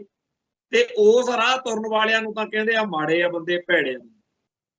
ਦੂਜੇ ਪਾਸੇ ਸਾਨੂੰ ਕਹਿੰਦੇ ਆ 5 ਸਾਲ ਤੁਸੀਂ ਇੱਕ ਨਵਾਂ ਖਸਮ ਚੁਣ ਲਓ। ਇਹ ਉਵੇਂ ਆ ਜਿਵੇਂ ਜੇਲ੍ਹ ਆ। ਜੇਲ੍ਹ ਦੇ ਵਿੱਚ ਜਿਵੇਂ ਅਸੀਂ ਨਾਭੇ ਜੇਲ੍ਹ ਸੀ, ਜੇ ਸਾਨੂੰ ਆ ਕੇ ਜੇਲ੍ਹ ਦੇ ਵਿੱਚ ਬੰਦੇ ਕਹਿਣ ਕਿ ਜੀ ਦੱਸੋ ਆਪਾਂ ਸੁਪਰਡੈਂਟ ਜੇਲ੍ਹ ਦਾ ਜਿਹੜਾ ਸੁਪਰਡੈਂਟ ਆਉਣਾ ਹੈ ਉਹ ਕਿਹੜਾ ਆਵੇ, ਗੁਰਮੇਲ ਸਿੰਘ ਆਵੇ ਕਿ ਜਰਨੈਲ ਸਿੰਘ ਆਵੇ? ਤੇ ਜੇ ਅਸੀਂ ਪੁੱਛੀਏ ਵੀ ਗੁਰਮੇਲ ਸਿੰਘ ਤੇ ਜਰਨੈਲ ਸਿੰਘ ਦੇ ਆਉਣ ਨਾਲ ਸਾਨੂੰ ਕੋਈ ਫਰਕ ਕੀ ਪਊਗਾ, ਕਹਿੰਦੇ ਫਰਕ ਤੁਹਾਨੂੰ ਕੋਈ ਨਹੀਂ ਪੈਣਾ, ਤੁਹਾਡੇ ਨਾਲ ਇਹੀ ਜੂਤ ਪਤਾਣ ਹੋਣਾ, ਉਨੇ ਵਜੇ ਹੀ ਤੁਹਾਨੂੰ ਜੇਲ੍ਹ 'ਚ ਬੰਦ ਕਰਨਾ, ਉਨੇ ਵਜੇ ਜੋ ਕੁਝ ਤੁਹਾਡੇ ਨਾਲ ਪਹਿਲਾਂ ਕਰਦੇ ਆ ਉਵੇਂ ਚੱਲਦਾ ਰਹਿਣਾ, ਪਰ ਜੇਲਰ ਤੁਹਾਡੀ ਮਰਜ਼ੀ ਦਾ ਨਾਂ ਦਿੰਦੇ ਆ। ਉਵੇਂ ਹੀ ਸਾਡੇ ਨਾਲ ਇਸ ਵੇਲੇ ਵਾਪਰ ਰਿਹਾ ਬਈ ਤੁਹਾਨੂੰ ਆਮ ਆਦਮੀ ਪਾਰਟੀ ਤੋਂ ਕੁੱਟ ਖਾਣੀ ਆ ਕਿ ਤੁਸੀਂ ਬਾਦਲ ਕਿਆਂ ਤੋਂ ਜਲੀਲ ਹੋਣਾ, ਭਾਜਪਾ ਤੋਂ ਛਿੱਤਰ ਖਾਣੇ ਆ ਕਿ ਕਾਂਗਰਸ ਤੋਂ ਕੁੱਤੇ ਖਾਣੀ ਕਰਾਉਣੀ ਆ। ਸੋ ਅਸਲ ਵਿੱਚ ਤਾਂ ਜੇਲਰ ਜਿਹੜਾ ਹੈਗਾ ਚੁਣਨ ਦਾ ਹੱਕ ਵਾ ਇਸ ਸਿਸਟਮ ਦੇ ਵਿੱਚ।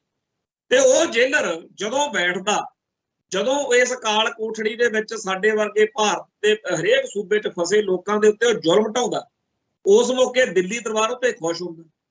ਜਿਹੜਾ ਵੀ ਬੰਦਾ, ਜਿਹੜੇ ਵੀ ਕੋਈ ਧਿਰ ਪੰਜਾਬ ਵਿੱਚ ਪੰਥ ਉੱਤੇ ਹੋਣ ਵਾਲੇ ਜ਼ੁਲਮਾਂ ਦਾ ਵਿਰੋਧ ਕਰੇ, ਉਹਦੇ ਉੱਤੇ ਦਿੱਲੀ ਮੀਡੀਆ ਉਹਦੇ ਖਿਲਾਫ ਆ, ਉਹਨੂੰ ਪੂਰਾ ਭੰਡਦੇ ਆ, ਨਿੰਦਦੇ ਆ।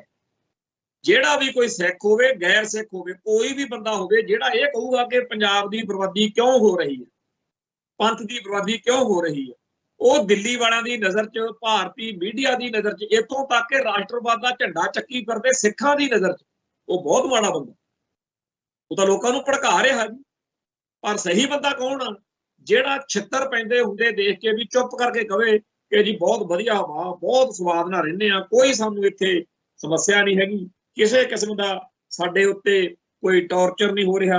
ਤੋਂ ਇਸ ਮਾਹੌਲ ਦੇ ਵਿੱਚ ਜਦੋਂ ਕਿ ਸਾਡੀ ਕੌਮ ਦੇ ਬੰਦਿਆਂ ਨੂੰ ਇੱਥੇ ਤਾਂ ਕੀ ਕੈਨੇਡਾ ਅਮਰੀਕਾ ਬੈਠਿਆਂ ਨੂੰ ਕਤਲ ਕੀਤਾ ਜਾ ਰਿਹਾ। ਚੇਤਾ ਨਾ ਸਾਰਿਆਂ ਨੂੰ ਕਿਵੇਂ ਐਡਵੋਕੇਟ ਪੰਨੂ ਨੂੰ ਕਤਲ ਕਰਨ ਦਾ ਪਲਾਨ ਫੜਿਆ ਗਿਆ। ਹੁਣ ਉਹ ਨਿਖਲ ਗੁਪਤਾ ਉਹਦਾ ਰੌਲਾ ਪਾਇਆ ਹੋਇਆ ਵੀ ਜੀ ਉਹਦੀ ਜਾਨ ਨੂੰ ਖਤਰਾ। ਜਾਨ ਨੂੰ ਖਤਰਾ ਵਾਕਿਆ ਹੀ ਹੈਗਾ। ਇੰਡੀਆ ਉਹਨੂੰ ਕਤਲ ਕਰਾਉਣਾ ਚਾਹੂਗਾ ਜਦੋਂ ਵੀ ਚਾਹੂਗਾ ਵੀ ਇਹ ਗਾਹਾਂ ਰਾਜ ਨਾ ਖੁੱਲਣ, ਉਹਦੀ ਸਿਕਿਉਰਿਟੀ ਲਾਜ਼ਮੀ ਹੋਣੀ ਚਾਹੀਦੀ ਹੈ। ਪਰ ਉੱਥੇ ਤਾਂ ਜਿਹੜਾ ਬਾਹਰਲੇ ਮੁਲਕਾਂ 'ਚ ਹੋ ਰਿਹਾ ਉਹ ਤਾਂ ਸਾਰੇ ਦੁਨੀਆ ਨੇ ਦੇਖ ਲਿਆ। ਪਰ ਇੱਥੇ ਸਾਨੂੰ ਪਲ ਪਲ, ਤਿਲ ਤਿਲ ਕਿਵੇਂ ਮਾਰਿਆ ਜਾ ਰਿਹਾ। ਸਾਡੇ ਨਾਲ ਦੇ ਹਜ਼ਾਰਾਂ ਬੇਦੋਸ਼ੇ ਨੌਜਵਾਨਾਂ ਦੇ ਉੱਤੇ ਜ਼ੁਲਮ ਹੋਇਆ। ਇਸ ਵੇਲੇ ਵੀ ਬੜੇ ਨੌਜਵਾਨ ਜੇਲ੍ਹਾਂ 'ਚ ਬੰਦ ਨੇ। ਚੰਡੀਗੜ੍ਹ ਦੇ ਵਿੱਚ ਅੱਜ ਬਹੁਤ ਵੱਡਾ ਪ੍ਰੋਟੈਸਟ ਜਿਹੜਾ ਹੈਗਾ ਸਿੱਖ ਸੰਗਤਾਂ ਨੇ ਬੰਦੀ ਸਿੰਘਾਂ ਦੀ ਰਿਹਾਈ ਲਈ ਕੀਤਾ। ਉੱਥੇ ਜਿਹੜੇ ਇਸ ਮੌਕੇ ਸਾਥ ਸਹਿਯੋਗ ਦੇਣ ਲਈ ਸਿੱਖ ਪਹੁੰਚੇ ਨੇ, ਉਹਨਾਂ ਸਾਰਿਆਂ ਦੇ ਅੰਦਰ ਜਿਹੜੀ ਤੜਪ ਆ, ਜਿਹੜੀ ਜਦੋਂ ਕੋਈ ਗੱਲ ਕਹੀਏ ਡੈਮੋਕ੍ਰੇਸੀ ਦੇ ਵਿੱਚ, ਜਦੋਂ ਕੋਈ ਸੁਣੇ ਨਾ ਤਾਂ ਅੰਦਰ ਫਿਰ ਲਾਂਬੂ ਲੱਗਦੇ ਵੀ ਸਾਡੇ ਨਾਲ ਹੋ ਕੀ ਰਿਹਾ। ਸੋ ਅਸੀਂ ਇਹ ਦੇਖ ਰਹੇ ਹਾਂ ਕਿ 1947 ਤੋਂ ਲੈ ਕੇ ਇਸ ਮੁਲਕ ਦੇ ਵਿੱਚ ਅਸੀਂ ਹਰ ਪਲ, ਹਰ ਵੇਲੇ ਇੱਕ ਇਹੋ ਜਿਹੀ ਹਾਲਤ ਵਿੱਚ ਰਹਿੰਦੇ ਹਾਂ ਜਦੋਂ ਸਾਡਾ ਸਭ ਕੁਝ ਦਾਅ ਤੇ ਲੱਗਿਆ ਰਹਿੰਦਾ।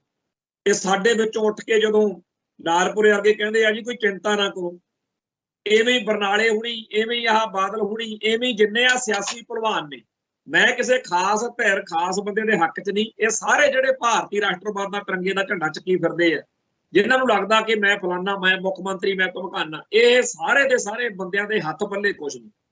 ਆ ਕੱਲ ਪਰਸੋਂ ਇੱਕ ਸੱਜਣਾ ਮੇਰਾ ਭਵਨਦੀਪ ਸਿੰਘ ਸਿੱਧੂ ਲੁਧਿਆਣੇ ਤੋਂ, ਉਹਨੇ ਇਹ ਗੱਲ ਮੈਨੂੰ ਲੈ ਕੇ ਕਹੀ ਕਿ ਜਿਵੇਂ ਆਪਣੇ ਵਿੱਚੋਂ ਜੇਲ੍ਹ ਤੇ ਨੰਬਰਦਾਰ ਚੁਣਿਆ ਹੁੰਦਾ ਸੀ, ਹੱਥ ਪੱਲੇ ਉਹਦੇ ਕੁਛ ਨਹੀਂ ਸੀ ਹੁੰਦਾ, ਪਰ ਲੱਗਣ ਇਹ ਲਾਇਆ ਪਿਆ ਹੁੰਦਾ ਸੀਗਾ ਵੀ ਇਹਦੇ ਬੜੀ ਤਾਕਤ, ਉਵੇਂ ਇਹ ਨੰਬਰਦਾਰ ਨੇਗੇ ਜਿਹੜੇ ਪੰਜਾਬ ਦੇ ਵਿੱਚ ਵੱਡੇ ਵੱਡੇ ਆਪਦੇ ਆਪ ਨੂੰ ਬਣੇ ਫਿਰਦੇ ਆ, ਵੀ ਇਹਨਾਂ ਦਾ ਔਰਾ ਜਿਹਾ ਬਣਾ ਦਿੰਦੇ ਆ।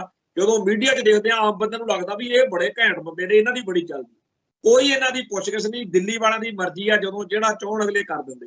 ਤੇ ਇਸ ਮੁਲਕ ਦੇ ਸਿਸਟਮ ਦੇ ਵਿੱਚ ਅਗਲੇ ਇਲੈਕਸ਼ਨਾਂ, ਵੋਟਾਂ, ਹੁਣ ਜਿਹੜਾ ਢਾਂਚਾ ਅਗਲਾ ਬਣਾਉਣ ਜਾ ਰਹੇ ਨੇ, ਉਹਦੇ ਬਾਰੇ ਇਹਨਾਂ ਨੂੰ ਕਿਸੇ ਨੂੰ ਚੇਤਾ ਨਹੀਂ। ਹੁਣ ਸਾਫ਼ ਦਿਖ ਰਿਹਾ ਹੈਗਾ ਕਿ ਮੋਦੀ ਤੰਤਰ ਨੇ ਇਸ ਮੁਲਕ ਦੇ ਵਿੱਚ ਵੋਟਾਂ ਦੇ ਲਈ ਪਾਰਲੀਮੈਂਟ ਦੇ ਹਲਕਿਆਂ ਦੀ ਨਵੇਂ ਸਿਰਿਓਂ ਵੰਡ ਕਰਨੀ ਹੈ। ਉਹ ਵੰਡ ਇਸ ਤਰੀਕੇ ਨਾਲ ਹੋਣੀ ਆ ਕਿ ਹਿੰਦੂ ਤਵੀ ਤਾਕਤਾਂ ਹੀ ਜਿੱਤਿਆ ਕਰਨ, ਤੇ ਜਦੋਂ ਉਹ ਸੰਵਿਧਾਨਕ ਤੌਰ ਤੇ ਜਿੱਤ ਕੇ ਕਾਨੂੰਨ ਬਣਾਇਆ ਕਰਨਗੇ ਜਿਹਦੇ ਵਿੱਚ ਭਾਰਤ ਦੀਆਂ ਘੱਟ ਗਿਣਤੀਆਂ ਦੇ ਉੱਤੇ ਜ਼ੁਲਮ ਹੋਇਆ ਕਰੂ, ਉਦੋਂ ਸਾਡੇ ਵਿੱਚੋਂ ਜਿਹੜੇ ਆ ਤੋਤੇ ਪੜ੍ਹਾਏ ਹੋਏ ਨੇ ਲਾਲਪੁਰੇ ਵਰਗੇ ਜਾਂ ਹੋਰ, ਇਹਨਾਂ ਸਾਰਿਆਂ ਨੇ ਉਦੋਂ ਮੱਤਾਂ ਦਿਆ ਕਰਨੀਆਂ ਜੀ ਕੋਈ ਖਤਰਾ ਨਹੀਂ, ਕੋਈ ਖਤਰਾ ਨਹੀਂ। ਜਦੋਂ ਕੈਨੇਡਾ, ਅਮਰੀਕਾ ਜਾਂ ਕਿਸੇ ਵੀ ਥਾਂ ਦੇ ਉੱਤੇ ਸਿੱਖਾਂ ਦੇ ਬਾਰੇ ਚਰਚਾ ਚੱਲ ਰਹੀ ਹੋਵੇ ਕਿ ਸਿੱਖਾਂ ਤੇ ਜ਼ੁਲਮ ਹੁੰਦਾ, ਉਦੋਂ ਕੋਈ ਪੱਗ ਦਾੜੇ ਵਾਲਾ ਲਿਆ ਕੇ ਖੜਾ ਕਰ ਦਿੰਦੇ ਆ ਜੀ, ਕੋਈ ਸਮੱਸਿਆ ਨਹੀਂ। ਜੇ ਕਿਤੇ ਮੁਸਲਮਾਨਾਂ ਬਾਰੇ ਗੱਲ ਚੱਲੇ ਉੱਥੇ ਮੁਸਲਮਾਨ ਭੇਜ ਦੇਣਗੇ। ਸੋ ਇਸ ਮਾਹੌਲ ਦੇ ਵਿੱਚ ਜਿਹੜੀ ਤੰਗੀ ਲੋਕ ਕੱਟ ਰਹੇ ਨੇ, ਉਹਦਾ ਸਾਨੂੰ ਸਾਰਿਆਂ ਨੂੰ ਅਹਿਸਾਸ ਤਾਂ ਹੋਇਆ ਹੈ, ਪਰ ਉਹਦੇ ਬਾਰੇ ਸਾਡੇ ਲੋਕਾਂ ਨੂੰ ਸਹੀ ਸੇਧ ਦੇਣ ਦੀ ਥਾਂ ਕਰਾਹੇ ਪਾਇਆ ਜਾ ਰਿਹਾ ਕਿ ਗੁਲਾਮੀ ਥੋੜੀ ਜਿਹੀ ਹੋਰ ਸਲੀਕੇ ਨਾਲ ਕੱਟ ਲਓ, ਕਾਹਨੂੰ ਤੁਸੀਂ ਟੱਕਰਾਂ ਮਾਰਦੇ ਹੋ। ਹੁਣ ਇਹਨਾਂ ਦਿਨਾਂ ਦੇ ਵਿੱਚ ਰਾਮ ਮੰਦਿਰ ਦਾ ਮਸਲਾ ਭਖਿਆ ਹੋਇਆ, ਤੇ ਬੜੀ ਹੈਰਾਨੀ ਦੀ ਗੱਲ ਹੈ ਕਿ ਇੱਕ ਚੰਪਤ ਲਾਲ ਨਾਂ ਦਾ ਬੰਦਾ ਹੈ, ਚੰਪਤ ਰਾਏ, ਤੇ ਉਹ ਚੰਪਤ ਰਾਏ ਜਿਹੜਾ ਹੈ ਉਹ RSS ਦਾ ਬੰਦਾ, ਤੇ ਉਹ ਇਸ ਜਿਹੜੀ ਮੰਦਿਰ ਦਾ ਸਾਰਾ ਪ੍ਰੋਗਰਾਮ ਚੱਲ ਰਿਹਾ ਉਹਦਾ ਹੈਡ, ਤੇ ਜਿੰਨੇ ਆ ਸ਼ੰਕਰਾਚਾਰਿਆ ਜਾਂ ਹੋਰ ਸਾਰੇ ਉਹ ਪਿੱਟ ਰਹੇ ਨੇ ਕਿ ਇੱਕ ਧਰਮ ਦਾ ਕੰਮ ਆ, ਇਹ 'ਚ RSS ਦਾ ਕੀ ਮਤਲਬ। RSS ਨਾਲੇ ਤੁਸੀਂ ਕਹਿੰਦੇ ਹੋ ਇਹ ਤਾਂ ਫਲਾਨੀ ਸੰਸਥਾ, ਧਮਕਾਨੀ ਸੰਸਥਾ, ਤੇ ਇਹ ਕੋਈ ਭਾਰਤ ਸਰਕਾਰ ਦਾ ਪ੍ਰੋਗਰਾਮ ਤਾਂ ਹੈ ਨਹੀਂ ਜੀ, ਤੇ ਤੁਸੀਂ ਮੋਦੀ ਕਰਾਈ ਫਿਰਦੇ ਹੋ। ਇੱਥੇ ਤੁਸੀਂ ਰਾਮਚੰਦਰ ਭਗਵਾਨ ਦੇ ਨਾਲੋਂ ਜ਼ਿਆਦਾ ਮੋਦੀ ਚੱਕਿਆ ਹੋਇਆ। ਹੁਣ RSS ਦੇ ਸੋਚੇ ਸਮਝੇ ਬਿਉਂਤੇ ਇਸ ਪ੍ਰੋਗਰਾਮ ਦੇ ਰਾਹੀਂ ਜੋ ਕੁਝ ਅਗਲੇ ਹਾਸਲ ਕਰਨਾ ਚਾਹੁੰਦੇ ਆ, ਉਹਦਾ ਹੈਗਾ ਵੀ ਇਲੈਕਸ਼ਨਾਂ ਨੇ, ਗਾਹਾਂ ਵੋਟਾਂ ਨੇ, ਤੇ ਉਦੋਂ ਸਾਡੇ ਲਈ ਇੱਕ ਮਾਹੌਲ ਤਿਆਰ ਹੋ ਜਾਏ। ਪਰ ਇਸ ਮੁਲਕ ਦੇ ਵਿੱਚ ਹਿੰਦੂ ਭਾਈਚਾਰੇ ਦੇ ਬਹੁਤੇ ਵੱਡੇ ਹਿੱਸੇ ਦਾ ਇਤਰਾਜ਼ ਆ ਜਿਹੜਾ ਕਿ ਰਾਮਨੌਮੀ ਆ ਰਹੀ ਆ, ਮੰਦਿਰ ਦਾ ਬਹੁਤ ਵੱਡਾ ਜਿਹੜਾ ਹੈਗਾ ਉਹ ਸਾਰਾ ਕੰਪਲੀਟ ਕਰਕੇ ਉਦੋਂ ਕਰ ਲੂ, ਪਰ ਉਦੋਂ ਤੱਕ ਡਰ ਵਾ ਵੀ ਕਿਤੇ ਚੋਣ ਜਾਬਤਾ ਨਾ ਲੱਗ ਜੇ।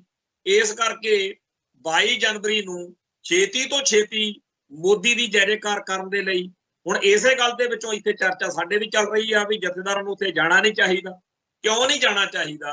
ਕਿਉਂਕਿ ਉੱਥੇ ਤਾਂ ਮੋਦੀ ਜਿੰਦਾਬਾਦ ਹੋਣਾ ਤੇ ਬਾਕੀ ਤਾਂ ਦਿਖਣੇ ਨਹੀਂ। ਉਹ ਤਾਂ ਅਡਵਾਨੀ ਤੇ ਜੋਸ਼ੀ ਵਰਗਿਆਂ ਨੂੰ ਨਹੀਂ ਚਾਹੁੰਦੇ ਹੈਗੇ ਵੀ ਉੱਥੇ ਆਉਣਗੇ ਵੀ ਮੋਦੀ ਦੀ ਚੜ੍ਹਾਈ ਨਾ ਖਰਾਬ ਹੋ ਜੇ। ਵੀ ਇਹ ਉਹ ਬੰਦੇ ਆ ਜਿਨ੍ਹਾਂ ਨੇ ਉਦੋਂ ਰਥ ਯਾਤਰਾ ਕੱਢੀ, ਲਾਗੂ ਲਾਏ ਤੇ ਇਸ ਮੰਦਿਰ ਨੂੰ ਬਣਾਉਣ ਲਈ ਜਿਹੜੀ ਬਾਬਰੀ ਮਸਜਿਦ ਤੋੜੀ, ਉਦੋਂ ਇਹ ਸਾਰੇ ਨਾਲ ਸੀ। ਹਰ ਉਹ ਸ਼ਖਸੀਅਤ, ਹਰ ਉਹ ਹਸਤੀ ਜਿਹੜੀ ਮੋਦੀ ਦੇ ਜਲਵੇ ਨੂੰ ਫਿੱਕਾ ਪਾ ਸਕਦੀ ਹੈ। ਸੋ ਉੱਥੇ ਤਾਂ ਸ਼ੰਕਰਾਚਾਰੀਆ ਵਰਗਿਆਂ ਦੀ ਪੁੱਛਗਿੱਛ ਸੀ, ਤੇ ਜਥੇਦਾਰ ਉੱਥੇ ਕੀ ਦਿਖਣਗੇ ਕਿਸੇ ਨੂੰ। ਜਦੋਂ ਰਾਘਵ ਚੱਡੇ ਦੇ ਵਿਆਹ ਤੇ ਗਿਆਨੀ ਹਰਪ੍ਰੀਤ ਸਿੰਘ ਚਲੇ ਗਿਆ ਸੀ, ਉਦੋਂ ਸਾਰਿਆਂ ਨੂੰ ਇਹੀ ਇਤਰਾਜ਼ ਸੀ ਨਾ ਕਿ ਬਣਦਾ ਮਾਣ ਸਤਿਕਾਰ ਅਕਾਲ ਤਖਤ ਦੇ ਜਥੇਦਾਰ ਨੂੰ ਨਹੀਂ ਦਿੱਤਾ ਗਿਆ, ਉਹ ਇੱਥੇ ਵੀ ਨਹੀਂ ਮਿਲਣਾ। ਉਹ ਇਹਦੇ ਨਾਲ ਹੀ ਇੱਕ ਹੋਰ ਨੁਕਤਾ ਹੈ ਕਿ ਜਦੋਂ ਹੁਣ ਇਹ ਗੱਲ ਨੰਗੀ ਚਿੱਟੀ ਹੋ ਹੀ ਗਈ ਆ ਕਿ ਇਸ ਪ੍ਰੋਗਰਾਮ ਦੇ ਕੇਂਦਰੀ ਜਿਹੜੀ ਕਮਾਂਡ ਆ ਉਹ ਹੈਗੀ ਆ RSS ਦੇ ਚੰਪਤ ਰਾਏ ਦੇ ਕੋਲ। ਤੇ ਜਦੋਂ RSS ਦੇ ਹੱਥ 'ਚ ਵਾ ਤੇ ਹਿੰਦੂ ਭਾਈਚਾਰੇ ਦੇ ਬਹੁਤ ਸਾਰੇ ਹਿੱਸੇ ਨੂੰ ਇਤਰਾਜ਼ ਆ ਕਿ RSS ਮੋਦੀ ਸਰਕਾਰ ਇਹ ਤੇ ਕਿਉਂ ਕਾਬਜ਼ ਹੋਈ ਫਿਰਦੀ ਆ, ਤਾਂ ਸਾਡੇ 2004 ਦੇ ਵਿੱਚ ਹੁਕਮਨਾਮਾ ਜਾਰੀ ਹੋ ਚੁੱਕਿਆ ਹੋਇਆ ਕਿ ਰਾਸ਼ਟਰੀ ਸਿੱਖ ਸੰਗਤ RSS ਦੇ ਸਮਾਗਮਾਂ ਦੇ ਵਿੱਚ ਕਿਸੇ ਸਿੱਖ ਨੇ ਜਾਣਾ ਨਹੀਂ, ਵਿਰੋਧ ਕਰਨਾ। ਜਦੋਂ ਤਾਲ ਕਟੋਰਾ ਸਟੇਡੀਅਮ ਦੇ ਵਿੱਚ ਗੁਰੂ ਗੋਬਿੰਦ ਸਿੰਘ ਜੀ ਦਾ ਪ੍ਰਕਾਸ਼ ਦਿਹਾੜਾ ਮਨਾਉਣ ਲੱਗੇ ਸੀ, ਉਦੋਂ ਵੀ ਗਿਆਨੀ ਗੁਰਬਚਨ ਸਿੰਘ ਨੂੰ ਕਹਿਣਾ ਪਿਆ ਸੀ ਕਿ ਉੱਥੇ ਕੋਈ ਸਿੱਖ ਨਾ ਜਾਵੇ। ਐਵੇਂ ਹੀ ਜਦੋਂ ਗਿਆਨੀ ਹਰਪ੍ਰੀਤ ਸਿੰਘ ਨੂੰ ਸੱਦਾ ਪੱਤਰ ਆਇਆ ਭੂਮੀ ਪੂਜਨ ਵਾਲਾ, ਉਹਨੇ ਵੀ ਜਵਾਬ ਦੇਤਾ ਕਿ ਮੈਂ ਤਾਂ ਚਿੱਠੀ ਪੜ੍ਹੀ ਹੋਈ ਨਹੀਂ। ਸੋ ਗਿਆਨੀ ਰਘਵੀਰ ਸਿੰਘ ਹੁਣ ਦਰਜੀ ਬੱਟੀ ਬੈਠੇ। ਇਹ ਪਤਾ ਨਹੀਂ ਕੀ ਹਿਸਾਬ ਕਿਤਾਬ ਆ। ਜਦੋਂ ਜਥੇਦਾਰ ਗੁਰਦੇਵ ਸਿੰਘ ਕੌਂਕੇ ਵਾਲਾ ਤਵਾੜੀ ਰਿਪੋਰਟ ਆਈ, ਉਦੋਂ ਵੀ ਕਈ ਦਿਨ ਦਰਜੀ ਵੱਟ ਕੇ ਬੈਠੇ ਰਹੇ, ਤੇ ਹੁਣ ਵੀ ਦਿਨ ਤਾਂ ਨੇੜੇ ਆ ਰਹੇ ਨੇ। ਅੱਜ 11 ਜਨਵਰੀ ਹੋ ਗਈ ਤੇ ਸਿੱਖ ਜਗਤ ਦੇ ਬਹੁਤ ਵੱਡੇ ਹਿੱਸੇ ਨੂੰ ਅਕਾਲ ਤਖਤ ਸਾਹਿਬ ਤੋਂ ਆਸ ਕਿ ਉਹ ਸਾਨੂੰ ਸਹੀ ਸੇਧ ਦੇਣਗੇ। ਤੇ ਸਹੀ ਸੇਧ ਇਹ ਨਹੀਂ ਹੈਗੀ ਬਣਦੀ ਕਿ ਚਲੋ ਆਪਾਂ ਚੱਲੀਏ। ਸਹੀ ਸੇਧ ਇਹ ਬਣਦੀ ਆ ਕਿ ਇਹ ਮੰਦਿਰ ਬਾਬਰੀ ਮਸਜਿਦ ਤੋੜ ਕੇ ਉੱਥੇ ਬਣਾਇਆ ਗਿਆ। ਇਹ ਮੁਸਲਮਾਨਾਂ ਤੇ ਹਿੰਦੂਆਂ ਦੀ ਆਪਦੀ ਲੜਾਈ ਆ, ਸਾਡਾ ਇਹਦੇ ਚ ਕੋਈ ਨਹੀਂ ਬਣਦਾ। ਉਲਟਾ ਇਹ ਉਹੀ ਭਗਵਾਂ ਬ੍ਰਿਗੇਡ ਆ ਜਿਹਨੇ ਸਾਡੇ ਬਹੁਤ ਸਾਰੇ ਗੁਰਧਾਮ ਜਿਹੜੇ ਨੇ ਉਹ ਦੱਬੇ ਹੋਏ ਨੇ। ਇਹ ਸਿੱਖਾਂ ਦੇ ਵੱਖਰੇ ਆਜ਼ਾਦ ਤੇ ਵਿਲੱਖਣ ਹੋਂਦ ਹਸਤੀ ਦੇ ਖਿਲਾਫ ਨੇ। ਇਹ ਸਿੱਖਾਂ ਨੂੰ ਕੇਸਾਧਾਰੀ ਹਿੰਦੂ ਕਹਿੰਦੇ ਆ, ਤੇ ਸਾਡੀ ਹੋਂਦ ਹਸਤੀ ਨੂੰ ਹੜੱਪਣ ਦੇ ਲਈ ਅਜਗਰ ਵਾਂਗੂ ਪੂਰੇ ਦੇ ਪੂਰੇ ਸਿੱਖ ਧਰਮ ਨੂੰ ਖਾ ਜਾਣ ਦੇ ਲਈ ਇਹ ਯਤਨਸ਼ੀਲ ਨੇ। ਇਸ ਕਰਕੇ ਇਹਨਾਂ ਤੋਂ ਦੂਰੀ ਬਣਾ ਕੇ ਰੱਖੋ, ਤੇ ਤਾਂ ਕਿ ਜਿਹੜੇ ਆਹ ਭੌਂਦੂ ਜੇ ਸਿੱਖ ਉਧਰ ਨੂੰ ਭੱਜ ਜਾਂਦੇ ਆ, ਇਹਨਾਂ ਨੂੰ ਕੋਈ ਕਹਿਣ ਜੋਗਾ ਹੋਵੇ ਕਿ ਅਕਾਲ ਤਖਤ ਸਾਹਿਬ ਤੋਂ ਇਸ ਮਸਲੇ ਤੇ ਕਲੀਅਰਟੀ ਆ ਚੁੱਕੀ ਆ। ਐਵੇਂ ਨਾ ਪੰਗੇ ਲਓ, ਐਵੇਂ ਨਾ ਉੱਥੇ ਜਾਓ।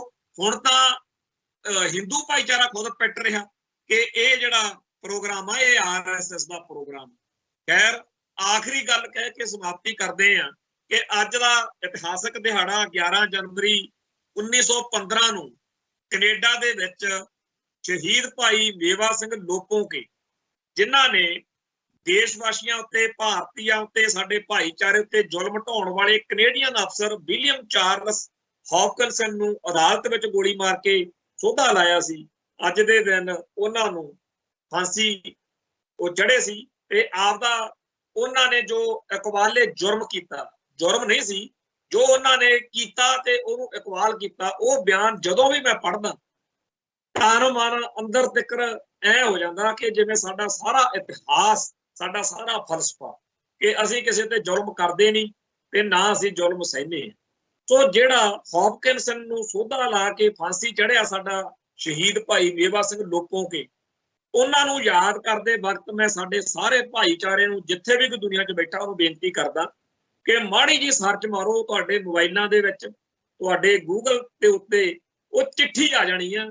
ਜਿਹੜੀ ਚਿੱਠੀ, ਜਿਹੜਾ ਬਿਆਨ ਇਕਬਾਲ ਕਰਨ ਲਈ ਭਾਈ ਮੇਵਾ ਸਿੰਘ ਲੋਪੋਕੇ ਨੇ ਦਿੱਤਾ ਸੀ, ਉਹ ਪੜ੍ਹੋ ਤਾਂ ਕਿ ਆਪਾਂ ਨੂੰ ਪਤਾ ਲੱਗੇ ਕਿ ਆਪਣੀ ਕੌਮ ਦੇ ਅੰਦਰ ਕਿਸ ਤਰ੍ਹਾਂ ਦੇ ਸੂਰਬੀਰ ਯੋਧੇ ਹੋਏ ਆ। ਇੱਥੇ ਹੀ ਸਮਾਪਤੀ ਆ। ਕੱਲ ਫਿਰ ਮਿਲਾਂਗੇ। ਨਾਨਕ ਨਾਮ ਚੜ੍ਹਦੀ ਕਲਾ, ਤੇਰੇ ਭਾਣੇ ਸਰਬੱਤ ਦਾ ਭਲਾ। ਵਾਹਿਗੁਰੂ ਜੀ ਕਾ ਖਾਲਸਾ, ਵਾਹਿਗੁਰੂ ਜੀ ਕੀ ਫਤਿਹ।